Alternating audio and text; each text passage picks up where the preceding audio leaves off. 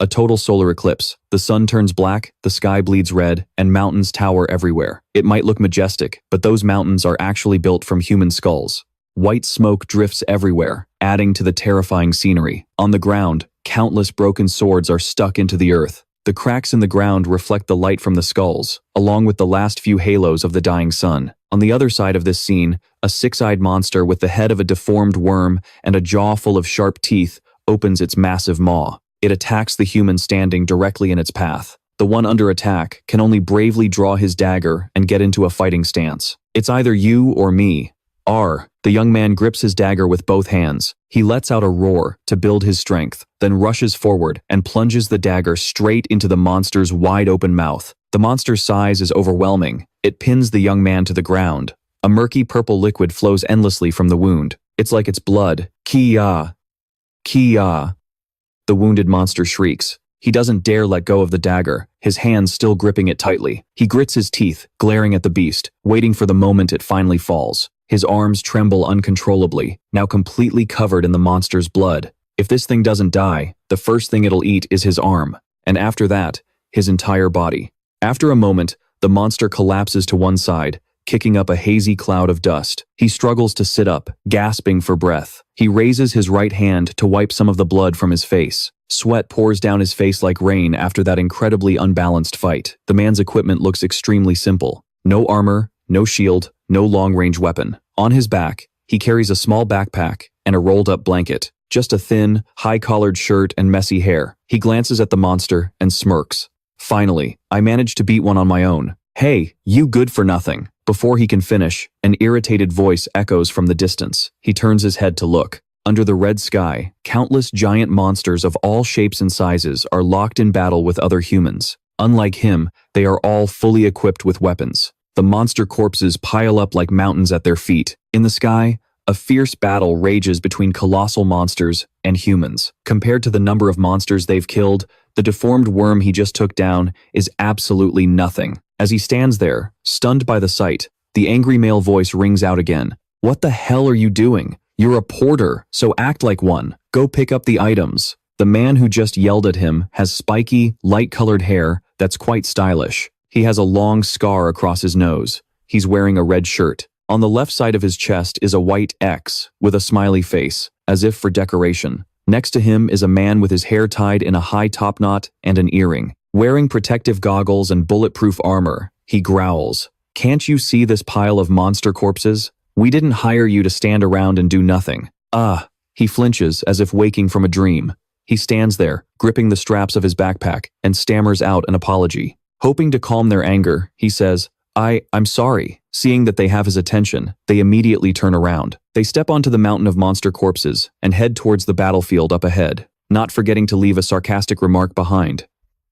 Pathetic porters. He can only stand at the foot of that mountain, enduring their mockery, and gaze up at a battlefield that isn't meant for him. Perhaps swearing is the only way he can vent his feelings right now. Damn it all. The world changed after the Abyss was discovered. The Abyss is a dimension where monsters, once thought to exist only in legends, actually live. After its discovery, many people awakened superhuman powers, and they use those powers to defeat monsters and explore the Abyss. Since then, a person's worth is no longer based on their character or effort. It's based on their awakening rank. A high awakening rank means a good life is guaranteed, but that's not the case for me. He presses his lips together, a look of helplessness and resignation on his face as he starts collecting items from the monster corpses. He continues his train of thought, his hand tightly gripping a gemstone he just pulled from a monster's body. My job is to be a porter, to carry things for the awakened. Even though I'm 35 years old, my status window has never appeared. I haven't awakened. If I don't awaken, I can never even dream of a life like theirs. He suppresses his emotions. He turns to report to his teammates. The items on this side have been collected. Before he can finish, he freezes, his eyes widening in utter shock. He looks in horror towards the battlefield. His team was just there a moment ago, but now all of them have fallen. Blood is everywhere. Their bodies are strewn about, mixed in with the monster corpses. Weapons are scattered all over, stuck in the ground like tombstones for the fallen, awakened. Even the ones who were just yelling at him to do his job are now lying on the ground, their bodies growing cold, covered in blood. No one, except for him, is still alive. What? Dead? His brain finally starts to process it. Cold sweat trickles down his temple. They were the awakened, people with superhuman strength who could fight monsters. But in the blink of an eye, they're all gone. Just how strong must this monster be to kill so many, awakened so quickly, so fast that he didn't even notice while he was collecting items? "You're the last one, aren't you?" A voice rang out from behind, and he instinctively spun around, only to witness an even more horrifying sight. Behind him stood a monster of colossal size, larger than all the previous monsters combined. Its head had a human-like shape. On top were a pair of large black horns, and its face looked like it was wearing a white mask, with no visible nose or mouth. There were only two curves on its face where the eyes should be, glowing with a dim red light. Below its neck, cloth bandages were wrapped down to its chest. 6 arms, nearly as long as its body, sprouted from its sides. Its entire body was a strange mix of black and white patterns, in a bizarre way. If you looked closely, you could even see that its upper torso was made of human skulls. The monster, Asmodeus, SSS-RANK. In a bloody storm like this, it was clear that only such a monster could have slaughtered all the awakened. In the blink of an eye, he drew his dagger and charged toward the monster, screaming to drown out his own fear. But he had no superhuman strength, nor did he have a shield. Before he could even get close, Asmodeus raised its hand. His right arm, the one holding the dagger, was instantly severed. Everything happened too fast. He stared at it, wide-eyed, unable to believe that, with just a single wave of its hand, it could push his life to the brink of death. Chi. He fell to the ground in agony, clutching the stump of his arm. Fresh blood splattered all over the ground. Asmodeus looked down from above, its crimson eyes seeming to appraise the prey it had just toyed with. The pain brought tears to his eyes in an instant. With bloodshot eyes, he gritted his teeth, forced himself up, and looked back. What the hell is that thing? But by now, Asmodeus was right in front of him. He was still in shock, unable to believe his eyes, when he saw it just point a finger, so effortlessly. A strike, like a bolt of lightning, shot out from its fingers, hitting him square in the head. Before he could even blink, blood was streaming down his face. All he could see now was fresh blood. What? Am I going to die? And just like this? Tears now streamed down his face, mixing with the blood. A feeling of helplessness filled his eyes. It was as if he was seeing his own life flash before him in the moments before death. Fresh blood stained the stream of memories flooding his mind. Losing both parents in a car accident, being relentlessly bullied at school, living on the fringes of society as an unawakened. And then, the image of Asmodeus's hand appeared before him. The last thing I did before I died was haul luggage? A complete and utter failure. This miserable life. In that brief moment, his emotions exploded. He didn't want to live a life like this, didn't want to always be so helplessly defeated. All because he hadn't awakened, because he had no power. Damn it. Awaken. He gritted his teeth in agony. Fresh blood flowed down his face, mixing with his tears, reflecting the dim light, as if in response to that resentful cry. Sources of power began to gather. All conditions for awakening have been met. A blinding light suddenly appeared before him. The surrounding scenery was like a completely different dimension. He looked up in surprise and saw, emerging from that light, the white silhouette of a person gradually appearing. A radiant golden staircase materialized, stretching from where the figure stood down to his feet. Huh? Because the light emanating from this person was so intense, he couldn't get a clear look at their face. All he could see was long, soft hair flowing in the wind and a slender, toned body. But just a moment ago, Asmodeus was right in front of him. What? It definitely was. He turned his head and saw that Asmodeus had stopped moving at some point. At its feet lay his fallen body. And here he was, facing this person. Asmodeus has stopped. Haha. Surprised to see Asmodeus stop, are you? The other person's voice rang out. He descended the steps, one by one, his hair still flowing gracefully. At first glance, he looked incredibly beautiful. But the boy still wasn't at ease. Faced with this teasing remark, he could only stammer out a question about the person's identity. Who are you? The person replied. Let's see. Some call me the monarch, but you don't need to worry about that. He sat down on a throne that had appeared from nowhere and continued. I am going to pass my power on to you. The boy was stunned. The man's words sparked 1,000 questions in his mind. Monarch? Power? What is he talking about? Did he do that to Asmodeus? As if reading his mind, the person spoke up. Placing your trust is very important, you know. I admire your will and perseverance, which is why I have chosen you. The person held out a hand in front of him and continued. But whatever. If you want to think of this as a once-in-a-lifetime miracle, you wouldn't be wrong. As soon as he finished, the boy spoke up. Wait, you chose me? What does that mean? The man smiled. offering no further explanation. Haha, just be patient until then. When you understand everything, we will meet again on a day not so far from now. A blinding light erupted from the man's hand, momentarily blurring the boy's vision. A monster suddenly materialized in midair, opening its massive maw and lunging towards the power the man was bestowing upon him. The man continued, "My key." In an instant, the scene before the boy's eyes blurred, faded to black, and then fell silent. When he regained consciousness, he vaguely heard voices near his ear. This voice. "Hey, look, he's asleep." A young male voice joked, "The damned bastard, daring to ignore us. Well then, let's wake him up." As he opened his eyes, before he could even get a clear look at the person in front of him, a hand came flying at his face along with a taunt. "Wakey, wakey, breakfast is served." After taking a hard slap, his cheeks swelled up, but his mind became crystal clear. That same voice rang out again. "Geez, looks like a good smack is the only way to get through to you." He recognized the guy who had just hit him, Bae Hyuk-soo. "Why is the bastard who bullied me in high school here?" Next to Bae Hyuk-soo were two other guys. One was standing there laughing, while the other watched him get bullied with a look of pure enjoyment. He was on the school rooftop. Bae Hyuk-soo grabbed him by the collar and asked, "Taehoon, why aren't you answering me?" But he was still lost in his own thoughts. "Just a moment ago, I was in hell. Wait a minute. Power." His eyes shot open as he looked to his left, where his status window had appeared. Name, Kim Taehoon, age, 19. He was utterly shocked. A status window? Could it be 16 years in the past? This meant that while he was lost in thought, the bully had landed several more hits on him, but in the middle of the beating, he suddenly burst out laughing. Ha ha ha. His laughter so surprised the bullies that they stopped in their tracks. Bae Hyuk-soo let him go, frowning.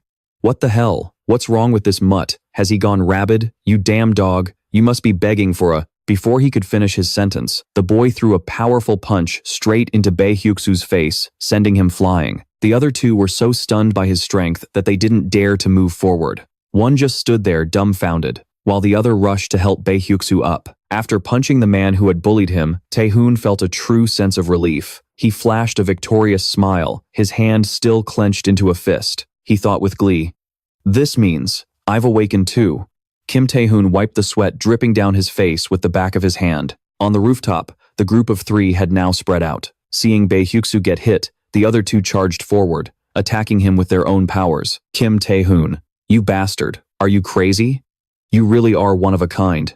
An attack came flying his way, but Taehoon swiftly dodged it, then countered with a sharp uppercut. As for the other guy, he simply spun around and, before the guy could even activate his power, landed a swift kick to his stomach. Kim Taehoon thought to himself, "For 35 years, an entire lifetime where I couldn't awaken, I did everything I possibly could. From basic physical training to understanding mana and monsters, I've mastered so many skills. Even one-on-one combat skills." He looked at the two guys approaching him again and thought, "So there's no way in hell I'm losing to some amateur thugs like you. You don't even know the simplest things." After taking down the two of them, he smirked. "Of course, I'll have to retrain my physical strength." Just then, Bae Hyuk-soo's voice rang out from behind him. "You bastards! What? Awakened? Kim Taehoon, you son of a bitch, prepare to die." At the same time, Bae Hyuk-soo activated his power. His entire body seemed to be encased in stone armor. His ability was C-rank stone body, which enhanced his physical strength with shards of rock that appeared on his skin. Bae Hyuk-soo threw a punch with his stone-covered fist, but he nimbly dodged it. By the time he looked up, the bully had leaped high into the air, clasping his hands together to slam down on the spot where he stood. The fists came crashing down, kicking up a cloud of dust, but Taehoon had already circled behind Bae Hyuk-soo and landed a punch to his face. He suddenly froze. That punch had absolutely no effect on him.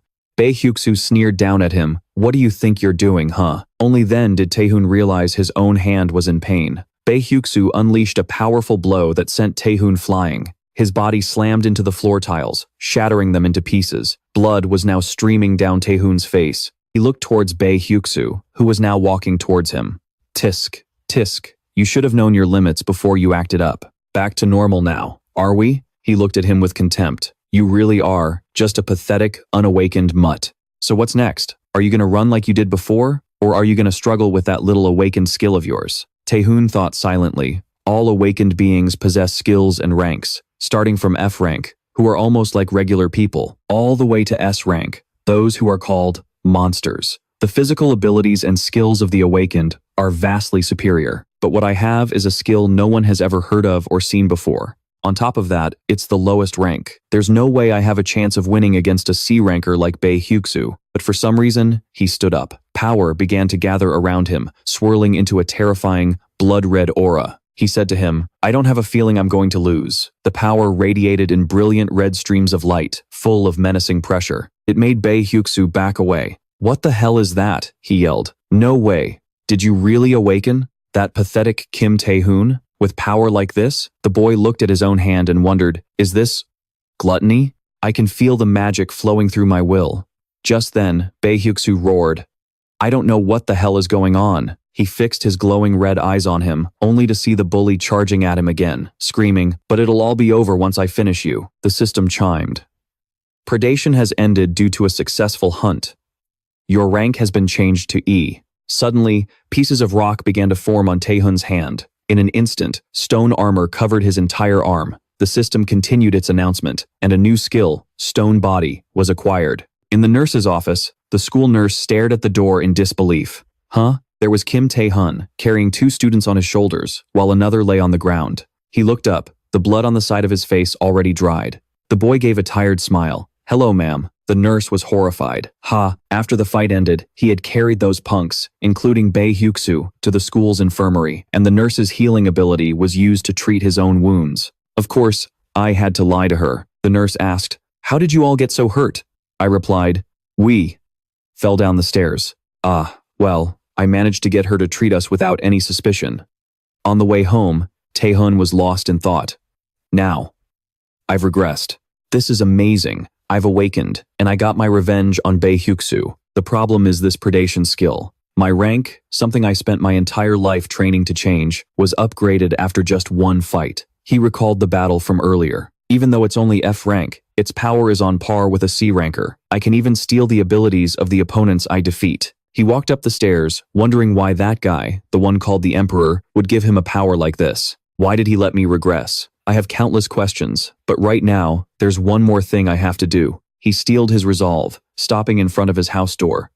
The golden sky was beautiful, and that was to learn everything about the predation skill. He looked up at the house and sighed. It's been a while since I've been home. Ever since my parents passed away, I've been living with my uncle. My uncle has a son. He smiled, opening the door and telling himself, "Uncle will be home late. Should I look up information on similar regression abilities?" But as soon as he looked inside, he saw an orange-haired thug sitting there, flanked by 2 men in black masks. At the thug's feet was his uncle's son, sitting on the floor. In front of him, a drawer full of money had been dumped out. The scene was shockingly silent. The kid on the floor yelled out, "Huh? Kim Taehoon?" He asked back, just as surprised, "Hwang Do-rang? Why aren't you at school?" Glancing down at the drawer of money, he realized what was really going on. He cursed under his breath, "Hwang Do-rang, you son of a bitch. I knew he wanted to hang out with thugs before I regressed. He took all the money from the house and made a complete mess, but I never thought it would be today." Just then, the thug stood up. The masked man next to him asked Hwang Do-rang, "Who the hell is this guy?"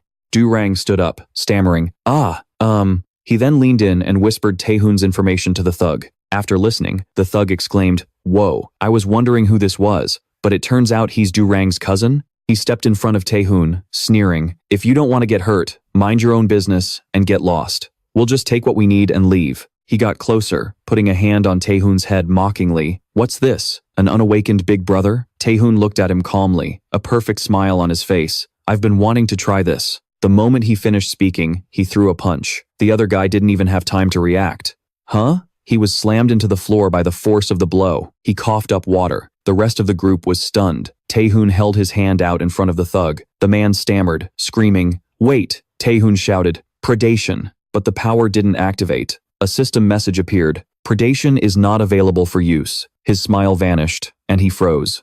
"What?" The thug on the floor was just as confused. A cold sweat ran down Taehoon's back. "Predation isn't activating?" Just then, the thug suddenly jumped up and landed a punch. You crazy bastard," sending Taehoon flying. He and the other 2 charged forward at the same time, yelling, "Die," and unleashed their powers. The 2 masked men had C-rank bind and C-rank toxicity, respectively, and the main thug had D-rank bloodletting. 3 attacks came at once, and all Taehoon could do was look up. A huge explosion erupted, the energy blasting out of the house with a loud boom. Inside, the smoke was so thick that Taehoon was nowhere to be seen. The thug remained on guard, raising his hand and frowning. How dare an unawakened punk act like he's awakened? He doesn't know his place. The thug suddenly froze. From within the purple smoke, the sound of a system notification echoed. The skill used has been absorbed. Taehoon's silhouette appeared through the purple mist, surrounded by a brilliant red light. The three thugs were shocked, unable to understand what was happening. The system continued to announce, bind, bloodletting, and toxicity have been confirmed. Just then, the smoke began to clear, revealing a red monster, its eyes a mix of the colors from the skills it had just absorbed, opening its wide, tooth-filled maw towards Taehoon. He stood right below it. Its body glowed as a torrent of power flowed into him. Due to some strange power, the resistance to status effects has been applied. Taehoon let out a grim smile. Finally, the power activated. He thought to himself, it didn't work at first. Then it neutralized the skills to suit its own will. He looked up, staring straight at the thug. I have no idea what's going on either. In the blink of an eye, he dashed in front of the guy, unleashing a punch with all his might. A trail of red and black lightning lingered behind him. With a loud crash, the thug collapsed onto the tiled floor. The floor shattered. The thug's eyes rolled back, his teeth broke, and blood sprayed across his face. He let out a grim laugh, his eyes now glowing with a terrifying, fierce, white light. He spoke to the other two, as much as to himself, but it's definitely powerful. Kim Taehoon tilted his head, smiling at the three unconscious thugs on the ground, and thought to himself, looks like I'll have to learn two things now, huh? The status window only appears for the awakened. It lists detailed information for them, but not all information is always visible. Taehoon stared at his window, deep in thought. First of all, I'm not critically low on mana right now, but gluttony still won't activate. In other words, besides the description, factors other than mana might affect its use. Also, the side effects of the gluttony skill aren't mentioned in the skill description. It resists and nullifies skills related to abnormal conditions like poisoning or bleeding. Kim Taehoon stroked his chin. Well, I can take my time to verify if my assumptions are correct. More importantly, he frowned at his cousin and asked, what are you doing? He saw the kid kneeling, hands clasped, bowing his head deeply. The kid looked up, snot and tears running down his face, and yelled, Hyung, after seeing that amazing side of you, I, Do-rang, your cousin, will reflect on my actions. Please, just forgive me this one time. Kim Taehoon was speechless, not knowing what to do. Do-rang continued, whether it's licking your shoes or barking like a dog, I'll do anything you say. Taehoon stared at him, stunned. How pathetic. This guy used to be a cunning fox, but who knew he'd end up this pathetic? Do-rang started barking like a dog repeatedly. Woof, woof, woof. Kim Taehoon thought with a sigh. Well, the urgent matter right now isn't him, but the event that's going to happen today. He made a quick decision. Fine, I'll forgive you. Do-rang looked up and asked, really? Taehoon smiled and continued, in return, you're coming with me to do a few things. At that moment, a gate crack had appeared in the restricted zone. A gate crack is a phenomenon where a passage for monsters to Abyss suddenly opens. If no one monitors them, a dungeon break will occur. 3 people were standing in front of the crack. A man in a suit and glasses calmly looked at the crack and said, it's been 10 years since the dungeon started cracking. A gate was suddenly created, so monsters are pouring in. A blonde woman spoke up. Based on the number of monsters, if we don't act, a dungeon break is imminent. The other woman, with orange hair, anxiously suggested, should we evacuate the people in the surrounding area? The man replied, there's no need. He turned his back to the crack, creating a barrier behind him to block the monsters. Because we have my skill on our side, a B rank barrier. The other 2 were surprised. The man continued to explain, besides, the rank of this gate crack is only C rank. That means the strongest monster to appear from the gate is C rank. In other words, even if it's an unforeseen crisis. Before he could finish his sentence, a monster tried to force its head through the barrier. It used all its strength to tear through the barrier and lunged at his back. The 2 women stammered a warning. Team leader. He reacted instantly. He spun around and kicked the monster's head clean off, continuing his unfinished sentence. As B rankers, we can handle them. Meanwhile, Taehoon and Do-rang were running towards the location of the crack. Do-rang asked as he ran, will it be okay, Hyung? Taehoon said, there are already controllers there. Hyung, then that's really lucky. Kim Taehoon was getting annoyed by his constant calling. He said while running, stop calling me that. Then he explained, you're right. The initial estimated mana of the crack is C rank. Also, the controllers are B rank, so fighting C rank monsters shouldn't be a problem. Durang replied, yes, that's what I was about to say. Taehoon cut him off, but only if it's really a C rank dungeon. Hearing this, Durang was startled into realization. Back at the crack, monster corpses were scattered everywhere. The male controller went to inspect the bodies. He thought, this is strange. How did these low-level monsters get through my B rank barrier? He suddenly sensed something. He immediately turned to look at the crack. Impossible. The mana flowing from this place is higher than my own rank? The two female controllers warned him, team leader, something inside the gate is looking through the crack. Sure enough, a horde of monsters was crawling out, shattering his barrier in an instant, leaving him stunned. What the? Amidst the monsters' roars, before he could even react, an army of high-level, ferocious monsters burst out. Among them was a large, A-rank ogre, with a powerful body, equipped with light armor, just like a human. He broke into a cold sweat, shocked. This isn't C rank, it's A rank? Just as he finished the thought, a massive explosion erupted right in front of him, turning the area where they stood into a cataclysmic blast. Meanwhile, Durang and Taehoon were still running without rest. Durang asked, Hyung, let's say you're right, but this is ridiculous. How do you know all this stuff so well? Taehoon thought to himself, because I've already been through this before. Durang continued. Seeing the monsters from a distance, they didn't even issue an evacuation order. Kim Taehoon didn't want to reveal too much, so he said vaguely, a hunch? My intuition told me so. Durang yelled, liar. Don't tell me you're trying to trick me. Before she could finish, a crowd of people came stampeding towards them, screaming their heads off, with 7 monsters chasing right behind them. They yelled at the two of them, run! It's a gate rupture, screaming for help as they fled. Yu Yarang was so shocked her jaw dropped, completely frozen and unable to say a word. But Kim Taehoon just stood there, watching calmly. You remember what I told you, right? Do it. Yu Yarang turned to look at Taehoon and asked, what about you? Taehoon asked back, me? Yu Yarang couldn't believe her eyes, staring at the overwhelming power radiating from him. Then she heard Taehoon say, I'll take care of these bastards and be right back. Meanwhile, in the city center, things were still relatively peaceful. On a high-rise building, a man stood with his hands clasped behind his back, looking out the window and remarking, as expected, the situation is changing rapidly. What we thought was a C-rank rupture is actually an A-rank. There are no reinforcements because they're busy conquering dungeons and exploring the abyss. He turned around, his face worried, the dark circles under his eyes quite pronounced, and said, the only solution to this disaster is an A-rank awakened. He looked at the person beside him. You are our only hope. Please help us, Mad Sword An Hyun Woo. The person next to him, wearing a black jacket over a white t-shirt, was biting his lip, his eyes wide with determination. Tears were streaming from the corners of his eyes. He was the A-rank awakened, An Hyun Woo, who looked out the window and shouted, everyone, just wait for me. Your hero, An Hyun Woo, is on his way. Below, there was a special note, delusions of grandeur. Kim Taehoon fought the monsters, taking them all down one by one with just a few blows, barely breaking a sweat. After the fight, he activated gluttony to absorb their life force, smiling as he thought, just as I thought. The predation fails because of the debilitation level. If the debilitation level exceeds 70%, it stops working. Most skills are activated based on mana manipulation, but that doesn't mean you only have to worry about mana, because there's also the debilitation level. The debilitation level increases when using a skill or through physical activity, and the higher the debilitation level, the weaker the skill's power becomes.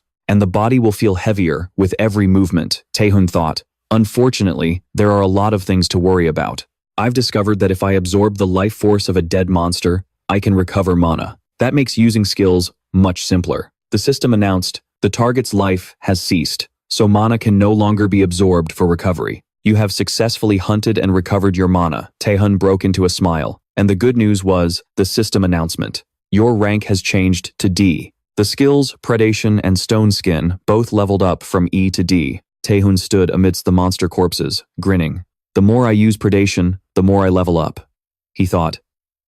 At this rate, I could reach S rank, or even SS rank. I might even become the first SSS rank person. After finishing his work, Taehoon told himself, all right, done. Should I go back to Yu Yarong? But before he could finish the thought, Taehoon looked up. An intense battle was raging above his head, between an awakened and a monster, causing the building next to them to explode. The awakened raised a sword, glowing with yellow light, and slashed at the giant monster. He roared, you filthy monster, I'll make you pay for the lives you've taken. This warrior of justice, An Hyun-woo will punish you. He was crying as he unleashed his power, leaving Kim Taehoon below, looking up in utter confusion, with question marks popping up over his head. The monster roared and threw a punch at Hyun-woo. He gripped his golden sword tightly, his eyes filled with determination, and unleashed a flurry of slashes on the monster's body. It sent the beast crashing to the ground in a single move. With a loud crash, dust and smoke filled the air, and the ground fell silent once more.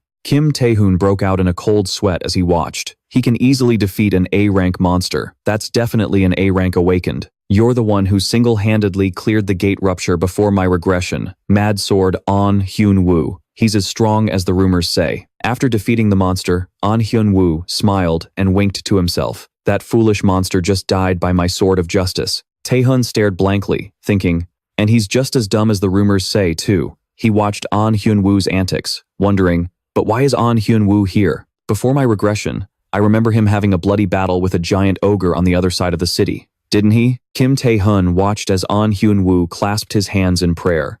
You poor people, may you all rest in peace. Kim Taehoon seemed to realize something. The system's voice rang out. Skill, perception. He flinched, his eyes widening in shock. An Hyun-woo's body was stabbed straight through by a knife, completely defenseless.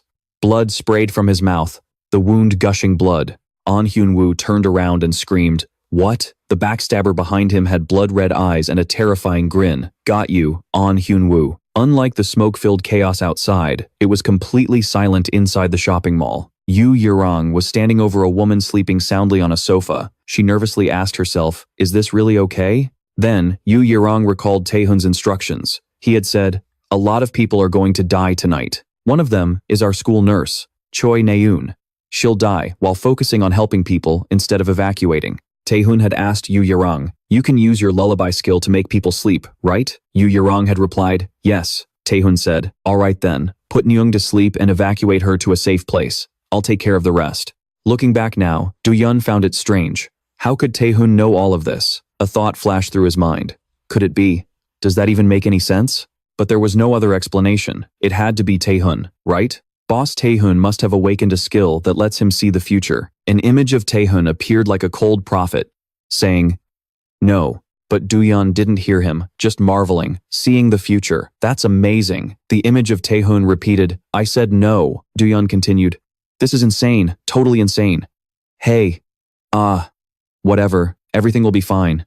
On the battlefield, Taehoon frowned, observing the fight before him. Damn it. He thought something was very wrong here. And Hyuk-soo, his mouth full of blood, clutched his chest and glared at his opponent, asking, who are you? Spit it out, now. The man's figure flickered in and out of sight, holding 2 daggers, his head completely bald, his eyes a milky white. He remarked, to be stabbed right in a weak spot and still survive. What a surprise. A ranks really are on another level, aren't they? He bared his teeth in a grim smile. Well then, this hunt just got a lot more interesting.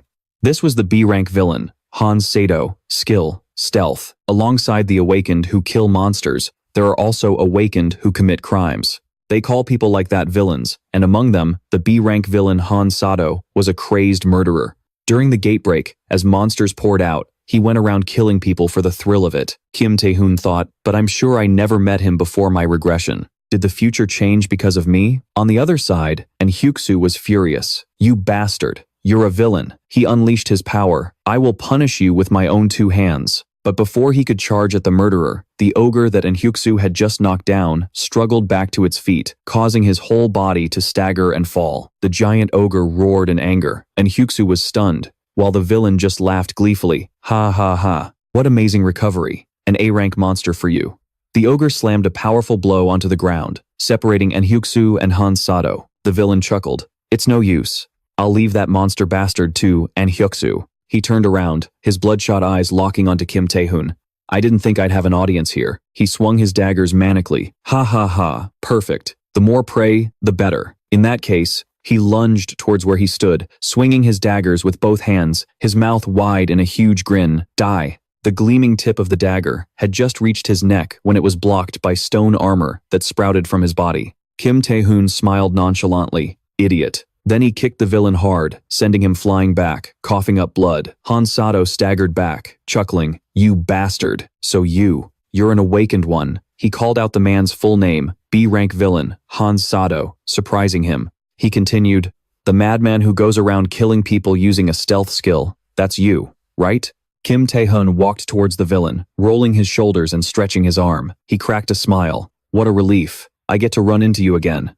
He activated his stone armor and charged in to fight him. The two of them clashed in a fierce battle. He slashed, he blocked, the bright dagger scraping against the stone armor with a piercing shriek. After a while, the murderer Han Sato and he broke apart. He chuckled, "You're pretty strong, so confident. I guess that makes sense." He looked at the stone armor on Kim Taehoon's body. Who would have thought this blade would have no effect on you? On the other side, the battle between An Hyuk-soo and the giant ogre was still raging. Kim Taehoon's fight had come to a temporary halt. Han Sato said, "I don't know how much you know about me, but you must be thinking you can beat me because my attacks don't work on you, right? But, kiddo." Kim Taehoon watched him warily, only to see Han Sato unleash a savage power, laughing as he said, "You should know that the world doesn't work the way you think it does." He vanished. Kim Taehoon looked on, thinking, stealth. Did he run away? He lowered his center of gravity, crouching into a defensive stance. But he has to know that won't change anything. Kim Taehoon suddenly turned to his left,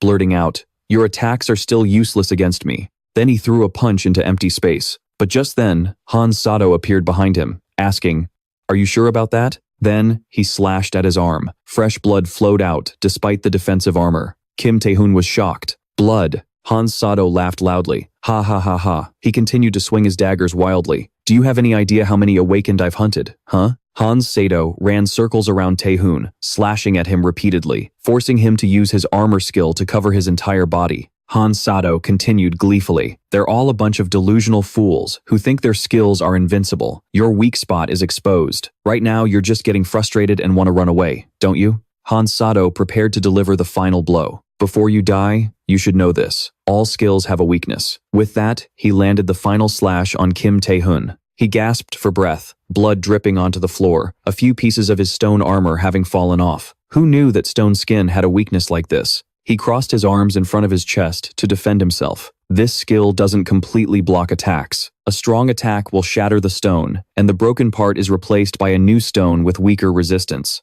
Kim Taehoon looked into the villain's eyes, thinking, he was aiming for this skill's weakness from the very beginning. He smirked, "But this is exactly what I expected. I'm sure of it." He could still go toe-to-toe with him, even as a B-rank opponent, because his physical skills were far beyond D-rank. He asked, "Shall we end the test here?" Han Sato was stunned. "What?" Then, he burst out laughing and charged toward him. "Ha ha ha, have you gone insane now that you're cornered?" But Kim Taehoon remained perfectly calm as he asked him, "B-rank villain, Han Sato, do you know why I wanted to meet you?" The villain couldn't care less. "Haha, what the hell are you rambling on about?" Suddenly, he froze, his eyes widening at the overwhelming energy and oppressive aura radiating from the boy. Kim Taehoon had just activated predation. Then, with a smirk, he declared, "Because I want to steal your skill." Han Sato flinched, breaking into a cold sweat, feeling like a toy in Taehoon's hands. What is this sinister mana? Has this bastard been hiding his true power this whole time? But he quickly composed himself. Activating his skill again, he sneered, "Heh, you idiot." He charged forward, using his stealth ability to run circles around him, just like before. "I don't know what kind of skill that is, but do you really think you can hit me when you can't even see me?" Kim Taehoon raised his hand. "Didn't you just say that every skill has a weakness?" Han Sato panicked. Kim Taehoon continued, "I realized something after tearing apart monsters over and over again. Countless of them managed to escape my sight, but in the end, my predation skill devoured every last one of them. Simply put, no matter where you hide or where you run." Dark red tentacles snaked toward Han Sato, aiming straight for his head. What? Before he could even react, he was completely consumed by predation. Kim Taehoon stared into his eyes, one of his own now black, the other red. He continued, "Predation will find you." Kim Taehoon clenched his fist. Han Sato screamed, "Ah!" and then vanished, the knife in his hand clattering to the ground. His body was torn to shreds and devoured by the skill. And just like that, the city fell silent. A gentle ray of sunlight refracted into a rainbow. On the other side of the street, an high shoe lay on the ground, completely drained of energy. "Damn it," he thought. "If that bastard villain hadn't sucker punched me." He lifted his head, fresh blood trickling down his forehead, the hero of justice. the undefeated warrior. But even he and Hui Shu couldn't afford to be careless in the face of death. A giant ogre approached, white smoke billowing from its mouth. It let out a roar. Grrr. And Hui Shu had already passed out. The ogre shrieked and slammed its massive fist right where he lay. The ground shattered, sending dust and debris flying everywhere. It roared a few more times, but when the smoke cleared, the crater left by its punch was empty, and Huzu was gone. The ogre looked around in confusion, only to hear Taehoon's voice. "What the hell is this? Why are you lying flat on the ground?" It turns out, Kim Taehoon had used the stealth skill he just acquired to grab Anhu Shu by the collar and drag him aside. He looked at the monster that had spotted him and muttered, "That thing is way too strong, no wonder."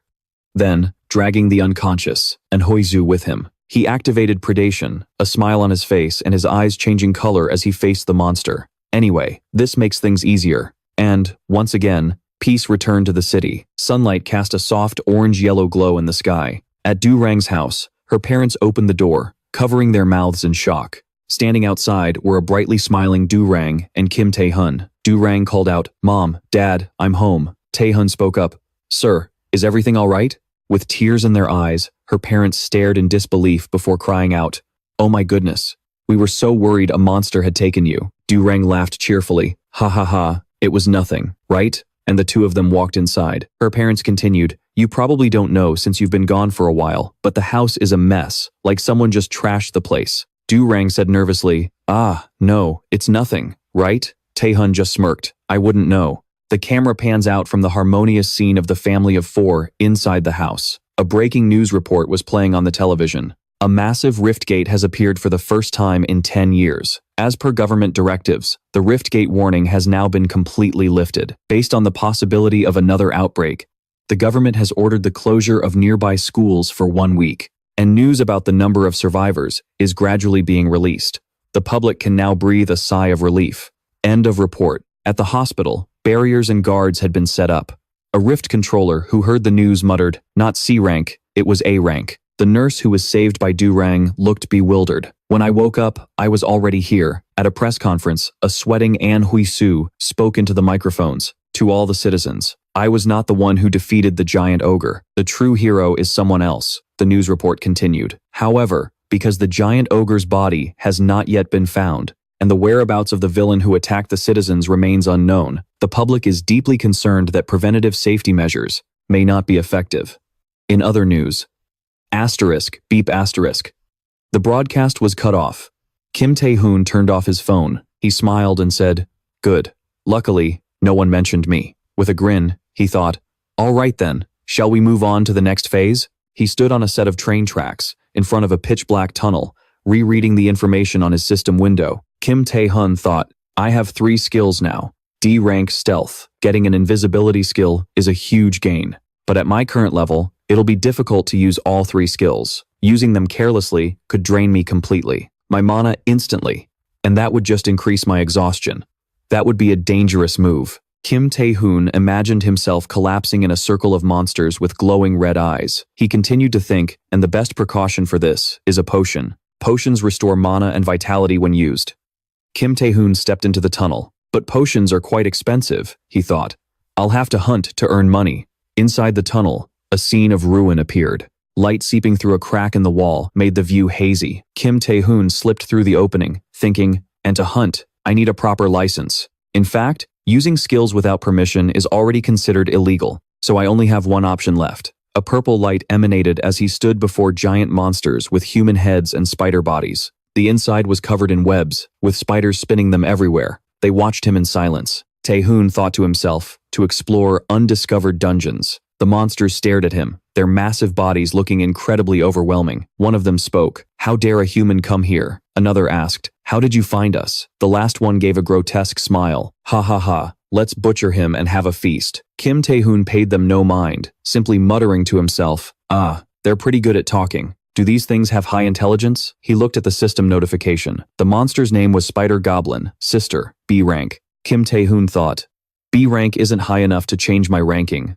Do I have to absorb 100 of these?" The enraged goblins charged forward. "How dare you, you lowly human? Do you have any idea what situation you're in?" The leader puffed out its mouth and shot a wad of poisonous web at Taehoon, then laughed. We're going to eat you alive." Thinking he had been hit, the three monsters roared with laughter. "Ha ha ha. How do you like that? Can you feel your body becoming immobile and slowly getting paralyzed?" But they immediately froze in surprise. On the other side, Taehoon had activated predation, the system announced. "Successfully resisted a debuff." Kim Taehoon calmly said, "Just as I thought. Your skills are quite useful." The three goblins were speechless, staring at Taehoon in horror. They cried out, "Wait!" outside the tunnel. After a moment of silence, the screams of the three goblins echoed from within. "Ah!" the system announced. "You have successfully absorbed a new skill, paralysis." At the building of the New Korean Awakened Association, two guards stood watch outside the large doors, decorated with the symbol of Korea. Inside, a meeting between three people was taking place. Go Tae-guk, the Deputy Director of Human Resources for the New Korean Awakened Association. He stared at the other two, thinking nervously. The two best, awakened from Korea's New Player Association. Player is the term used to refer to an awakened who is legally licensed to use their skills, for things like exploring abysses, clearing dungeons, and so on. Currently, there are 5 of the strongest players in Korea. They hold most of the balance of power among the awakened. The largest player guilds in Korea include the 4 great guilds, comprising the Unity Warriors, the Alchemists, and the Mages. The Nightcrawlers, who provide and investigate information, and the governing body that manages all players, including the 4 great guilds, is the New Korean Player Association. Go Tae-guk looked down, and right in front of him was Yoo Ah-yeon, the commander of the Nightcrawlers, and an S-rank player. She had short hair that hugged her nape and smiled, saying, "It's been a while, Mr. Chairman." Opposite her, Jae Kyung, the chairman of the New Korean Player Association, an S-rank player wearing an eye patch, replied, "Thank you for coming. I know you're very busy." The chairman asked, "Have you found anything?" Yoo Ah-yeon replied, "You mean about the Deceitful Guild?" The Deceitful Guild is a criminal organization formed by the most vicious criminals among villains. All members wear a gold ring with 3 skulls engraved on it. Yoo Ah-yeon held out a stack of papers. "These are the recent movements of the Deceitful Guild, and also a list of the players they're targeting." The chairman was surprised. "Oh," she continued, "but I'm sure you didn't call me here just to personally receive these documents, did you? So what's this about?" The chairman took the documents and laughed. "Ha ha ha, tsk, you're sharp. I wanted to ask for your opinion on something." Yoo Ah-yeon asked back. "My opinion?" The chairman continued. "Miss Ah-yeon, when did you take your player evaluation?" She replied, "When I turned 19, of course." Ah-yeon seemed to realize something. "Chairman, don't tell me." She saw the chairman smile. "Do you think a high school student could take on a monster?" At that moment, inside the dungeon, the space was dead silent. Monster bones were piled up like a mountain. Kim Taehoon sat on the pile of bones, making a phone call. The backpack he brought was filled with gemstones dropped by the monsters. He asked, "Hello, is this one of the 4 great guilds? The Alchemists?" The thing is, I'd like to buy some potions." Taehoon's face was scratched and dirty. In his hand, he held a gemstone. It emitted a dazzling purple light. The 7-day school closure order had ended, and the school reopened, with students eagerly returning. It was bustling and lively. So, what did Kim Taehoon do during those 7 days? He and Do-seong worked on their fitness, lifting weights to get stronger. In addition to that, Taehoon also cleared several dungeons, fought monsters, and finally made some trades. He brought monastones to an alchemist to buy potions, and when they saw them, they exclaimed, "That's so many monastones. This is incredible. We'll treat you as a super VIP customer, so please, do business with us." On the table, a pile of monastones glittered dazzlingly. Monastones are the cores of monsters, used to create potions or equipment. In addition, Kim Taehoon's information on the system window showed his rank had risen to C. He rested his chin on his hand, thinking, "There's still a long way to go. For now, I still have to go to school." Kim Taehoon sat in class, bored, with his chin resting on his hand. The students around him were surprised to see him there. "Kim Taehoon, I heard a rumor that you beat up Bae Hae-soo's cronies." Another student chimed in, asking, "Has he awakened?" A student with a terrified look on his face broke out in a cold sweat and said, "Either way, Kim Taehoon is in big trouble now." The girl next to him asked, "Oh, why? You don't know?" Things have gotten to the point where, just then, the sound of 3 people's footsteps approached the classroom door. Taehoon cut the other student off. His attention was drawn to the door, where he saw a desk and chair get thrown and smashed to pieces, followed by 2 fierce-looking guards walking in. An arrogant-looking student sat down in front of Taehoon, propping his feet up on the desk with a smug, carefree expression. The other student finished his sentence. There's no way Lee Yong-do would let this slide. Lee Yong-do, sitting in front of him, greeted him. Long time no see, old friend. A terrifying aura of power, glowing red, radiated from his body. He was an S-rank awakened. The third-generation heir of the Taesan Group, the corporation that sponsors Taesan High School, and the king of the bullies at Taesan High. He was also. Kim Taehoon recalled the past. In his previous life, he had been kicked hard against a wall, his face covered in wounds, as he glared at the man in front of him. Before him were the faces of the two guards and Yong-du's contemptuous, ecstatic smile. He was the one who ordered Bae Hee-soo to bully him before he awakened. Back in the present, Taehoon tilted his head and asked, "And who said we were friends?" Lee Yong-do laughed out loud. Kim Taehoon looked up, his face furious and his eyes wide with anger, and told him, "Shut your damn mouth." Lee Yong-do was taken aback. The guard beside him indignantly rushed forward. You bastard! Who the hell do you think you're talking to?" Before he could finish, Lee Yong-do punched him in the face, hard enough to make his nose bleed. He then stood up, looking at the guard with annoyance. "Can't you see I'm talking?" The guard fell to the ground, groaning in pain, as Yong-do turned back and leaned in close to Kim Taehoon. "I'm sure you're feeling pretty smug after beating Bae Hee-soo." However, Taehoon's eyes shot open in shock. Yong-do let out a sinister smile and unleashed his power. It was immense, forming a terrifying, overwhelming vortex around Taehoon. His voice twisted as he said, "You should really watch who you're standing in front of, shouldn't you?" Kim Taehoon broke out in a cold sweat as he stared at the terrifying power before him. He thought to himself, "This is the power of an S-rank, awakened. Impressive, isn't it?" He continued, "You should listen to me while I'm still being nice." Kim Taehoon slipped his hands into his pockets. He thought to himself, "But you know, I'm curious to see how you'll fare against Predator." Inside his pocket, his hand quietly activated Predator. Small red sparks of lightning enveloped his hand. Suddenly, another awakened appeared, saying, "Yong-do, that's enough. Stop." She had blue hair and, unleashing her power, suddenly grabbed the guard's wrist, making him scream out in pain. This stunned Taehoon. Lim Ah-rang. She turned to Taehoon and said, "Kim Taehoon, you too. That's enough." Taehoon broke into a cold sweat. He listed the details about Lim Ah-rang in his head. Lim Ah-rang, class president, Keeble heiress, Ah-young's older sister, S-rank awakened, model student, future number 1. From a noble family, a future S-rank player, she holds countless titles, and she's predicted to gain many more. The problem is, he thought, looking at her hand, she's stubborn and doesn't back down easily. He watched Lee Yong-do and Lim Ah-rang face off. Yong-do smiled. "What do you mean? Stop. People might get the wrong idea. Haha. We were just having a heart-to-heart." "Ah," Rang shot back. "Friends? Then what about punching him in the face?" Yong-du's eyes glowed red. His face darkened. "Lim Ah-rang, watch that insolent mouth of yours. Understand?"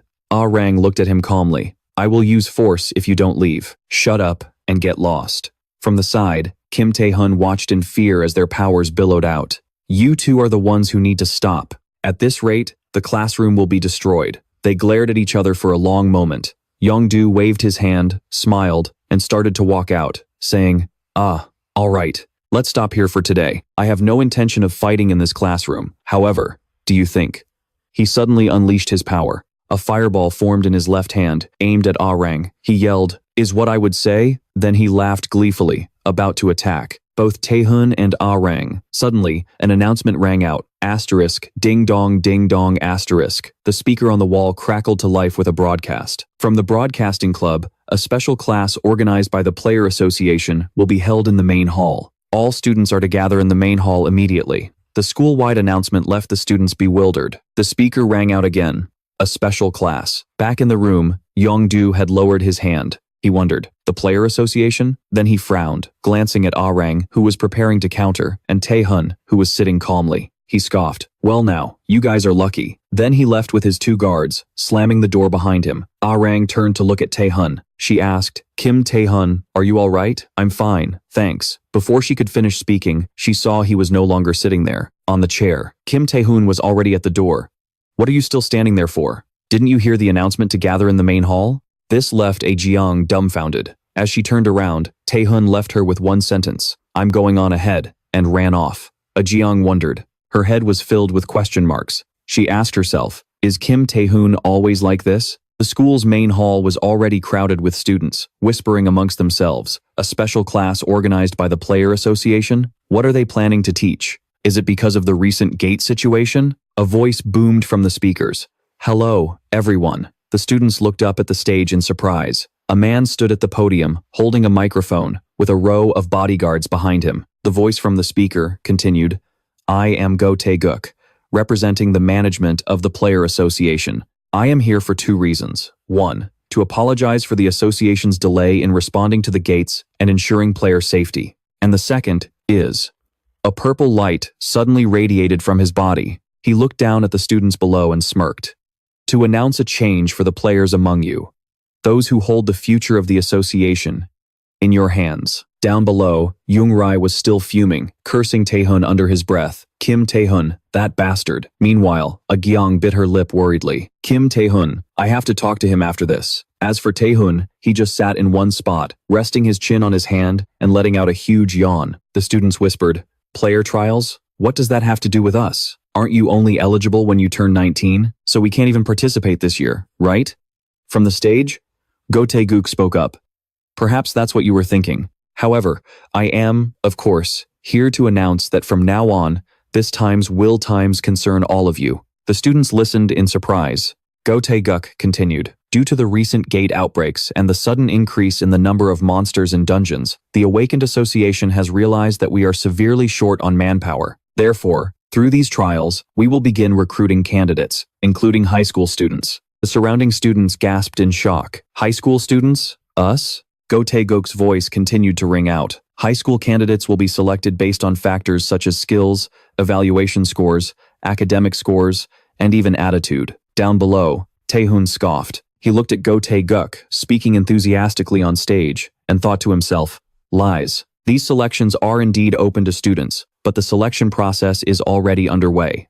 Through Go Tae-guk's skill, Luminous Eye, Kim Taehoon watched as Go Tae-guk's eyes emitted a purple light. An orb floating on the ceiling was casting streams of purple light down on the students below. Above each student's head, their power index appeared. Luminous Eye could observe a general overview of the abilities of the targets it saw. With more focus, it could even observe the target's status windows. Go Tae-guk smiled. The number of potential recruits here is definitely much better than at other places. He looked down at the students below, thinking they could become excellent players. But the most surprising ones among them are. Go Tae-guk broke into a sweat as he looked over at Lee Jung-rae and Lim Ah-jung, who were radiating immense power with sky-high stats. These 2 kids, he thought further. That old man Bo-in really did send me a list of promising candidates. But who would have thought there were so many untrained, potential awakened ones like this? He chuckled grimly. I'll have to write up a recommendation for the association as soon as I get back. A voice cut through his thoughts. Lee Jung-rae raised his hand. Excuse me. Sir Awakened. Go Tae-guk looked up. Young-rae continued. You said you're informing us about the player selection trials, but aren't there also people here who are unsuitable for this selection? He asked back. Unsuitable people? What? Jung-rae lowered his hand and smiled. I mean, these trials are only suitable for those among the awakened who have the potential to become players, right? In other words, he glanced over at Kim Taehoon. I don't think the unawakened should have to listen to such harsh words. Power isn't the only thing that makes a strong player. There's also the level of awakening, situational awareness, or extensive knowledge of the abyss. To become a player, one must achieve a certain level of complex skills. Young-rae continued. Ultimately, those stats can only be achieved by those who have already awakened. As for the unawakened, isn't this just like rubbing salt in their wounds? They have nothing to be evaluated on. The kids standing around them sneered at Kim Taehoon. Taehoon was being provoked. He shot an annoyed look at him. Lee Jung-rae. So you went to all this trouble just to see if I've awakened or not? Lee Jung-rae sneered. Heh, so what if I did? If you've awakened, then prove it. Lim Ah-jung, standing in the front row, turned around and angrily yelled at Lee Jung-rae, but she froze, remembering Kim Taehoon's attitude in the classroom. He had said, "What are you doing? I didn't ask for your help, did I?" She let out a small sound, then bit her lip, and turned back to her spot. Whatever. I don't care anymore. Lee Jung-rae continued. So, I hope you will kick those unawakened bastards out of here as soon as possible. This is no place for them. The laughter from the crowd grew louder. Hehehehe. Go Tae-guk spoke up. I understand. I get what you're saying, but it's up to them if they want to participate. Lee Dong-dui turned to Kim Taehoon. Have you no shame? How can someone like you even be a candidate here? Or do you just not care about this mock awakening trial? Kim Taehoon didn't respond. Asterisk. So that's what he thinks? Well, he's right. If I can't prove I'm an awakened, asterisk, asterisk, then I couldn't even dream of getting into the association's selection. But I don't necessarily have to reveal my true strength to get nominated. Asterisk. He secretly glanced at the purple orb above him. Up above, Go Taeguk was lost in thought. Asterisk. That brat. He's an S-rank player, yet he's bullying others. How pathetic. What did he say? Kim Taehoon? Asterisk. He looked over at the boy, a rather unknown, unawakened person. Asterisk. Why is he picking on this guy? Is it just simple jealousy or spite? Asterisk. Asterisk. Let's see what this kid's got. Asterisk. He saw a red power surrounding the boy, but the system reported that the information could not be identified. Go Taeguk was startled and blurted out, "What? Down below?" Kim Taehoon replied, "You're right. I guess I was being pretty careless. Why would an unawakened guy like me even be in this selection trial? I'll just get in you guys' way." Join looked at him in surprise. "What?" Taehoon continued. "So, I'll see myself out." Then he coolly flipped Lee Dong-dui off. "As for you guys, you can stay locked up in here and enjoy your wonderful little training session." Lee Dong-dui's expression turned ugly. He frowned, veins popping on his forehead, his jaw tight. Ha, this son of a bitch. Up above, Go Taeguk was stunned. Asterisk. My luminous eye doesn't work on this guy, but it even works on the chairman. Asterisk. Asterisk. And even Yua, I could see both of their power levels. This has never happened before. But why? Asterisk. Go Taeguk watched Kim Taehoon as he left. Asterisk. It's useless on this kid. Asterisk. Until Taehoon reached the door, the system continuously notified him. Information cannot be identified. Information cannot be identified. Go Taeguk stared intently at Kim Taehoon. He just saw the boy turn back, smile, and look directly at him. He froze in shock. At that moment, the boy's power level appeared. 596, many times higher than anyone else's. A terrifying red aura radiated from around him. One of his eyes glowed red. And above him, the image of a smiling, white-haired man appeared. That was the monarch who had granted him power. In another, peaceful building on campus, golden sunbeams shone down on the courtyard. In the library, Kim Taehoon was sitting amidst a pile of books, reading. He turned the pages one by one. Asterisk. And here I thought I could find the information I need. In peace. Asterisk. In front of him, 3 long shadows stretched out. He looked up. 3 thugs. Asterisk. Oh well. It's not like I was finding anything here anyway. Asterisk. One of them jutted out his chin. Lee Dong-dui is looking for you. Come with us. Kim Taehoon calmly flipped a page and asked, and if I don't? The thugs smirked. Your aunt runs a small restaurant, doesn't she? Kim Taehoon's eyes widened as he looked up. It seemed they had just crossed a line. Taehoon looked up. What did you say? The guy continued. Dong-dui sent a message for you.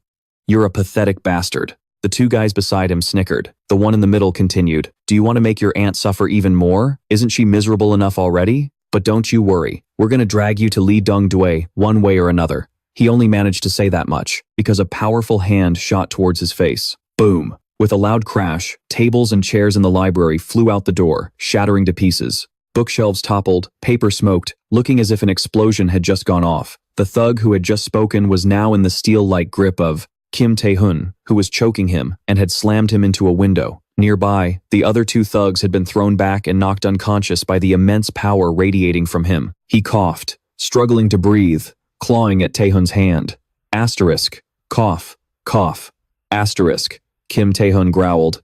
Don't make me ask twice. With a cold face and a murderous glare, he asked the man he was choking, where is that bastard? At the school's gymnasium. Everything was still. Sunlight streamed through the window frames, creating a peaceful atmosphere. Inside, Kim Taehoon was standing opposite Lee Dong-dui. Next to him was a tall subordinate in a suit, Lee Dong-dui's bodyguard, the player. A-rank Seo Han-do checked Kim Taehoon's power from a distance and said, this is unexpected. Lee Dong-dui smirked and asked, what do you think? Seo Han-do replied, after that kid got here, I cast several debuff skills, but none of them worked. With this level of resistance, he must be at least A rank. A swirling red light emanated from Taehoon's body. Lee Dongdue chuckled. Just as I expected, you're an awakened too. In that case, perhaps we should have a little chat? Kim Taehoon remained silent. Lee Dongdue continued. My words may have been a bit rude, but I have no intention of fighting you. In fact, I want to recruit you to work under me.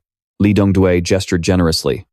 I intend to establish a guild after graduation as the heir to the Taeson Corporation. But even if I am a genius, I can't do everything by myself. You know what I mean, right? Kim Taehoon remained silent, seemingly paying no attention to his words. Lee Dongdue raised his index finger. For talented people, unlike that fool, Bae-hyuk was actually one of the talented ones. He pointed his finger at the boy and said, just like you are now, Kim Taehoon. He raised his hand and laughed loudly, his eyes revealing a twisted ambition. Ha ha ha. So, Kim Taehoon, forget your hatred and come work for me. You'll have both wealth and fame. I'll make your family rich. Kim Taehoon suddenly spoke up, cutting him off. You're spouting too much nonsense. Yoon-sung fell silent, stunned. Kim Taehoon equipped Stone Skin and asked again, recruit me? Wealth and fame? Yoon-sung, you've crossed the line.